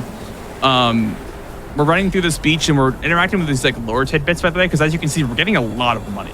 Like you get, I think, 20,000 money, 20,000 ergo from interacting with these lore tidbits. Like totally, like about like 20,000. It's like 8K for these dim ergos, and like you got like 3K from the other ones. So we get a lot of money to level up our character, which is like really nice. But coming up here, we have the Door Guardian, which is probably my least favorite boss, I want to say, in the run, just because he's so clunky, and you'll see why when I get up to him. But the way that he works is that he has a similar to Dark Souls 1, the Iron Golem, or in Demon Souls, the Tower Knight. He has a weak leg, and all other damage dealt to him does like very little damage, and it's kind of like a puzzle fight in that regard. And the way that you take down Door Guardian is by knocking him over, and then the repose does like a huge amount of damage. So what you'll see me doing is going for attacks on his weak leg to knock him over, and then just kind of waiting for the repose, because extra damage doesn't really mean a whole lot for a boss fight like that. Like, it's going to be 2 repose no matter how much damage you deal beforehand. You'll see what I mean in a second. It's also very clunky with the glaive, the way that it works. Like, I may not get the parries just because it's like that clunky. The parries might not go perfectly. Like this one, for example, I don't even parry because you can't even hit the leg, even if you do parry it. But yeah, the idea is to get a Fable R2 off in the leg that'll knock him over in one hit, get the repose, and there goes half his HP. So that's kind of the point in this fight, is you want to get big damage in the leg and then get the repose. And that should be the end of the fight. It is 1,200 to each leg. About 1,300 for each leg, and he'll get knocked over. Luckily, we were able to get through it, though, no problem. Yeah, he does like a ton of damage if you get hit by him. Not only damage, but he also does like a status effect on you called Shock. Yeah. Which it makes your stamina regen very, very slow. So you really want to make sure that you're not getting hit by him, if anything. Like, if you're going to play it a bit safe, that's fine. Just do not get hit by him, because that would be very, very disastrous to be hit by him. Simply don't get hit. Yeah, simply just don't get hit. And don't block either, because if you block, you still get shock build up. You have to perfect guard or dodge. So coming up here is a really cool skip with the Fable spin, by the way. Oh, you can spin off of this platform, and you can skip a animation where you'd hold up the badge right next to this like huge bear to my right. There's like a little usage right there of the Optimus badge that we just got to lower or to raise a bridge, but you can actually just use the glaive to parkour down, which is really nice. There are 2 skips like that, I believe, in the Arch Abbey that use the glaive, which is, in my opinion, very, very cool. They don't save a ton of time, but they just add a little bit of skill expression, a little bit of flair to these running sections is kind of cool. But yeah, this is a very long area. Like, if you thought the swamp was a long area, this area is like about as long, I would say. Just because you're climbing up, which means a lot of ladders. Like, you're climbing up instead of like running in a straight line. So I'm gonna grab this in case this next skip doesn't go well and I die. I would like to save my Fable. Well, at least you're doing a little bit of like skips and stuff here and there. Yeah, exactly. That's why I don't mind this area as much. Right here is a really cool one, by the way. We're gonna be running off this platform at a certain angle, doing a running R1, and then we're gonna be landing at the bottom, which is pretty cool. That one saves like 20 seconds, I believe, because you're skipping that poison pool that was below me. So is there a lot of like skips that you can do in this area in, say, the any percent run? Yeah, there are massive skips. Yeah, because there's those like that thing you can do where you like bounce really high in the air. I imagine that'd be really useful here. Yes, so we have something called I'm just thinking about, because there's actually so many skips, it's hard to think about all of them. Yeah. So let me think. There's the one that gets you above the ballista. That actually skips the skip that we did. It gets you like on like the top platform. You can launch yourself up to the top platform instead of just like running up and climbing up a ladder. There's also a skip that gets you from the area that I'm about to go to. It skips this badge usage right here. There's a skip that gets us from that poison pool skip all the way up to the area across this bridge. And then there's another skip that gets you from across this bridge all the way up to the cat, which is like the halfway point in the Arch Abbey. And there's another skip using an elevator at the top of the elevator with the cat that gets you to the last part, which skips the puppet prison. So you skip like more than half of the Arch Abbey in 90%, which is like really cool. If you guys like to watch the 90% run, by the way, I have multiple on my YouTube channel or just on Speedrun.com. You can look at any of the 90% runs. I'd recommend it after this run. Honestly, it's a very, very cool run. Yeah. And honestly, I wish that more people ran it because it's very fun. There was a GDQ run, a GDQ 2023 that you did, Blanks, right? Yes. It's Yeah, also you can check out that run too. probably got a lot of explanation in it if anyone wants to check out the any percent run of this game. Yeah, for sure.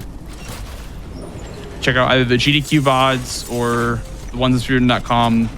Yeah, I do recommend the GDQ one though because I had Mitch there with me, and we were both like going through the run and we were explaining the strats. However, I do hold a grudge against Mitch though because he cursed me on one of the bosses that I got like 7 kicks in a row on a boss that he said that I wasn't gonna get any kicks on. So I still hold that grudge. I was on the back couch for that run, but I hadn't played the game yet, so I literally was just looking at my phone the whole time because I didn't want to get spoiled. So if you go and watch that, you'll just see me like looking at my phone the whole time.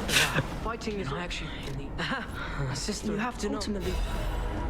Yeah, so there we just give the cat a coin. I didn't really explain it, but the fox and the cat will be following you around the entire game, and they'll ask you for coins. And if you don't give them coins, they'll fight you in the final area, which is obviously slow for a speed run. But fight them if you wish. They are pretty tough fights, and yeah, we're just not going to be doing that because this is a speed run. Going to also be putting on my cat dust here. It's finally going to be useful. Oh wow! Finally, at the very end of the run, and I'll explain why when we get there. But I wish I knew the technicality, like the technical reason why it works. But basically, it has to do with the fact that enemy aggro is a bit less active during a riposte. So we're gonna be using the cat dust to give us like just enough of like stealth, quote unquote, to avoid an enemy that's like very, very dangerous. Like I said, I wish I knew more about this and why it works, but it was a hitless strategy that was found by some of the hitless runners that were running this game, and I just decided to apply it to this run. So the idea is to aggro this guy behind me, and then I want to backstab this guy that'll aggro the jester, and the jester will run right past me and aggro onto that guy instead, which if I didn't do that, he would aggro onto me, which would mean that he'd chase me all the way up here on the lever, and then when I got out of the lever animation, he'd be right there to like hit me. So you said like a little bit of safety. Cat dust is kind of like a hidden body like effect, supposed to, but it doesn't really work very well. Yeah, I went down the wrong stair. Yeah, it's supposed to work like hidden body. It's supposed to like that was Blue very loud. elixir. It's supposed to it's supposed to hide you from enemies, but it doesn't really work the way that it's supposed to. And I really couldn't tell you why that works for that specific enemy, but it does. So we're going to be using that as a little bit of safety, because if I didn't have that happen, or sorry, if I didn't use the cat dust there, and if he chased me up the stairs, I would have to quit out. And first of all, quit outs are slow in this game because there's long stand-up animations, but also the enemy that was up top that jumped down would be back up top after a quit out. So I wouldn't be able to jump down. I'd have to quit aggro him outs and then work generally the same as like a Souls game. It's just the stand-up animation is a big time loss. It's about 6 seconds, yeah. Ooh. So it's not worth. Yeah, it's that's not a lot. worth putting out ever in this game, pretty much. Besides for like, there's like one cutscene that you can skip with a quit out, but that's about it.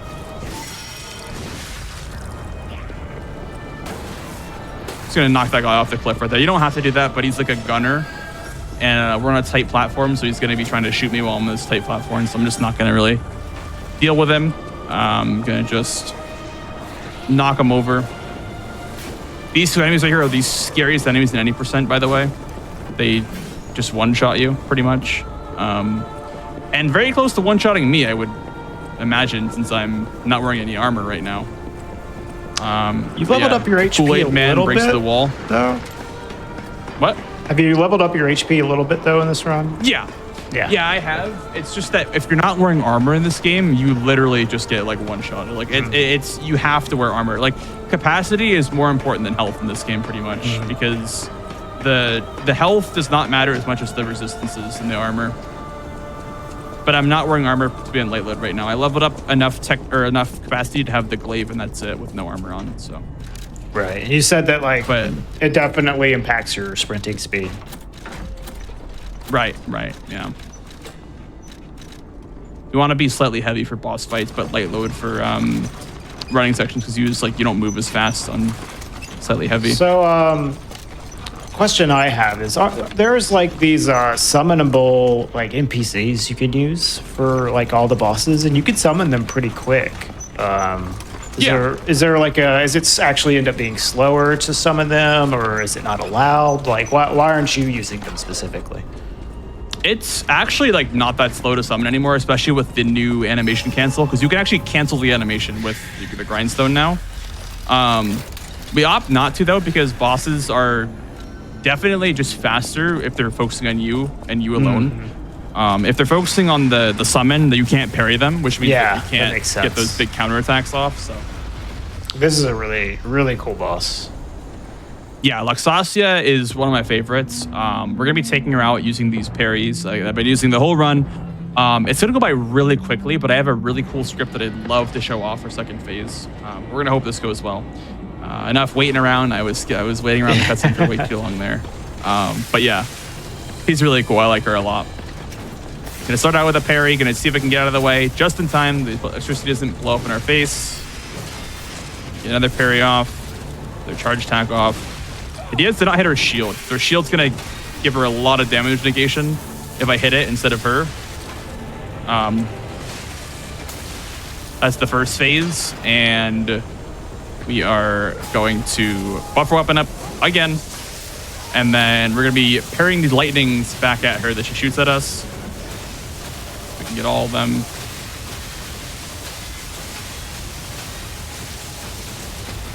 Very nice. Got the parry off there. Gonna stagger her. Go for a Fable spin. Gonna stagger her again. Use a Fable. 1, 2. Follow up. And she's dead. That was like... I love that script. I came up with that one, and I don't see anyone else using it. And I kind of like that because it's kind of like unique to me. Yeah. It's always fun coming up with your own, skilled expressions. I don't even know if it's faster. It's just fun. Yeah. So I like popping the Fable and going for the counter attack right away. I think it looks really cool. That boss is awesome. Yeah, I mean that was Luxasia. I really enjoy that boss. We're making the most important decision of the game, by the way, because we have to give Sophia peace. That way we can fight the optional final boss, and we can actually cancel out his animation and just keep going.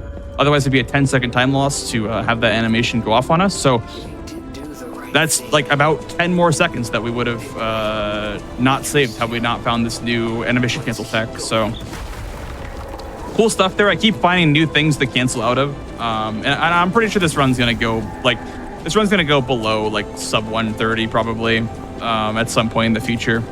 And if you want to be the first sub 130, hey, all I'm saying is check us out on speedrun.com, dude. It's a link to our Discord. Yeah. You better have been taking your notes, guys. If you want to get the first sub 90. Exactly. You could even put it on YouTube and type world's first sub 90 live speed glitchless. Think about the fame and the fortune. Anyway, we're just running through the upper arch abbey here, and this area is beautiful in my opinion. I really enjoy the aesthetic of this area. The lower abbey is not super great in my opinion, but they really cooked with this part of the game. Everything works so well. The color palette works so well, and then after you climb up a couple of flights of stairs, you come up to this like beautiful view of the entire world. Pretty much, you're like so high up in the air, and you can just see like all of Crop below you. Really like this area, and we're coming up on the end of the run, dude. It's a couple more bosses, 2 more bosses. I'm having a great time so far. Yeah, it's been a sick run. So here, I'm gonna pull this enemy off the edge. By the way, you don't have to do this, but it's a bit safer. And then I'll jump to this platform to avoid running across like a small beam, like that beam right there. A new little tech that was discovered not too long ago. That was also like what I did during hitless runs too. I keep forgetting this game is jumping, honestly. Yeah. The jumping isn't very good, to be honest, so that's kind of fair, but it's not like Elden Ring at all. Like, you're just jumping constantly. But yeah, here, this door doesn't open, by the way, until you give the cat a coin or you kill her. Or sorry, the fox. So you have to make sure you're giving the fox and the cat your coins throughout the playthrough, or else you're going to have a bad time at the end of the run. I warn you, Simon, I don't know. So here we have to say yes to Geppetto, by the way. Say that he was a good father, even though he definitely isn't a good father. Because it gives us more humanity. And that way we can have a better chance of fighting the final boss. You need, I think it's 3 humanity points plus the decision at Sophia to give her peace. And that'll guarantee the ability to refuse Geppetto, and you'll be able to refuse his offer at the end of the run. So, I will be honest, I did not refuse him. On my only playthroughs, I have still never fought him. that's funny. I mean, you gotta. It's a good I know. boss. I need to go back and play it again, at least just to fight him. I did it actually for a charity marathon versus Mitch. We did like a little bit of a exhibition race, and we did him on +0, which was pretty interesting. Yeah. I abused a very powerful weapon. But yeah, it was a good time. And that boss is so much fun. And we're gonna kind of delete him on this run. But yeah, like I said, look at that beautiful view of like everything that you've journeyed through so far. I just really enjoy this area. It's really, really cool. Across my grave. I love the art style of this game. Ergo, everywhere. I mean, this But yeah, place is saturated. we're pretty close to one of the final bosses. This one Dead puppets. is not very loved by the community, to be honest. There are a lot of people, including some of my friends that have played this game, that have been like, yeah, this boss is like kind of not good, or like not a boss that I enjoy very much. You guys know what I'm talking about. He is kind of the villain that we've been interacting with the entire game, Simon Manus. Literally a boss from Dark Souls 1. Yeah.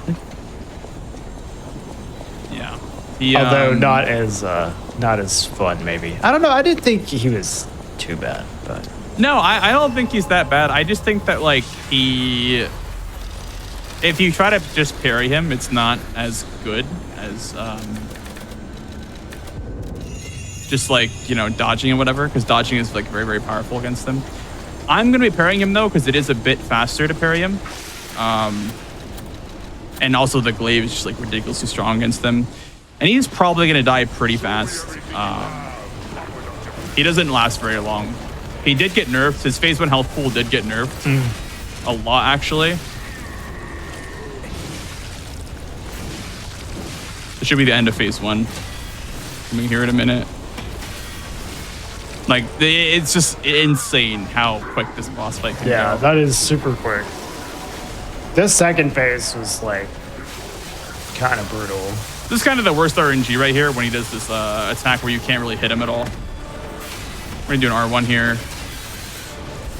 Just barely reach him with the R2. That was kind of crazy. And now we're looking for a stagger, which we're gonna get it right here. Follow it up. He gets damage reduction in this phase, so we don't want to hit him yet. We just want to rebuff. Throw our cluster grenade. We can also throw a shot put to trigger his stagger. There's more. the shot put that you've had the whole run. Finally use the shot put. Okay, I'm gonna back up a little bit actually, because I don't think that should have happened like that. I could have gone for a couple more swings, Ooh. but yeah. That did not go the way that I wanted it to. That's okay. We're going off script. He'll always follow us up, by the way, if you end up doing a parry on him. That's Manus. Yeah, that is the second to final boss, not the final boss. I will let you guys know when it's time to call time. But we're gonna lie to Manus, by the way, to get a little bit more humanity, and that will give us actually the last little bit that we need to refuse Geppetto's offer at the end.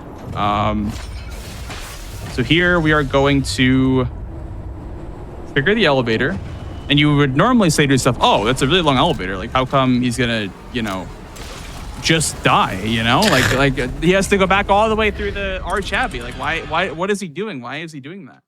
Well, that's a great question. You just get sent down to the bottom if you die, which is like very funny that all of us, when we were first running on 8%, we're just like use like going down the elevator every single time. Never knew that you could just like die. Maybe right to the bottom. So that was a funny little find. That, Nice little death warp. Yeah, we eventually like figured out the way that it worked. Do I have any lightning? I don't have. I actually have one lightning. So I'm gonna put that on here. So yeah, here's gonna be the final boss. The final boss. The nameless puppet, who is supposed to be the embodiment of Geppetto's son, I believe, who like passed away. And you're like, you look like him, but that's like the body of his dead son.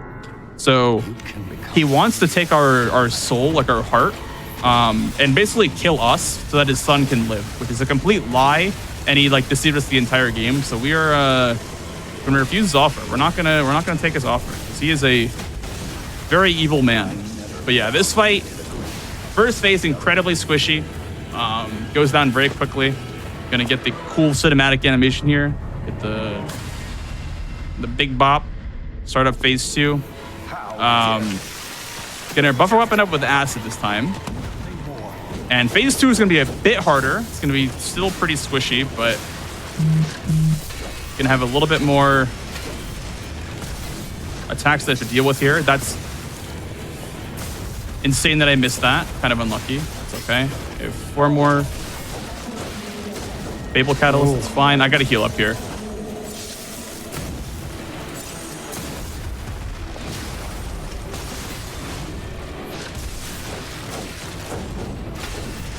Okay, this fight is not going to plan. And also my abrasive ran out, so I have to pop another one. I'm gonna buy myself some time with that big attack right there. Gonna pop some Fable. Let's see if we can go for the parry here. Very nice. And when I kill him here, it'll be time. And time. Nice. Wow, that one went a little bit off script, but I am glad that it worked out in the end. I saw the kind of roll for damage you were taking. I was like, oh no. Yeah, that's why I love my HP at the end right there. I see. Just in case. But yeah, thank you guys so much for watching this run. Thank you, Regal, for having me on your show. Thank you to GDQ staff as well for putting everything together. Hope you guys had fun watching the run, and I had a lot of fun doing the run. If you guys would like to see this run and other runs like this, other Souls games, you can follow me on Twitch. My name is on screen, BLANXZ. Other than that, please join up the Livespeed Discord if you guys want to speedrun this game, learn the game. There's plenty of people in the Discord that are more than happy to teach you the run.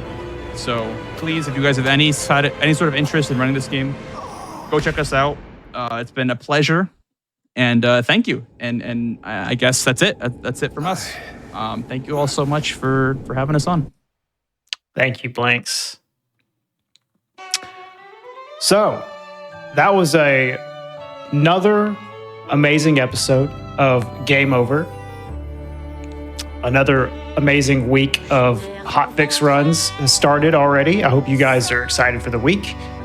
We had any percent for Dark Souls 1 by QQ. Very, very entertaining run. Kind of went off the rails at the beginning, but it was cool to see the brand new route from QQ showing off the new ladder warp glitch for Dark Souls 1. And then this run by Blanks, a bit longer, not as many glitches. But this was really cool to see. Thank you so much, Blanks, for doing this for us. And next up, we have another hotfix run for you guys to watch after this. So make sure you stick around and enjoy the next show. That was Game Over. I'm Regal. Thank you so much for watching. All right, have a good night, guys. Thank you, guys. Have a good night.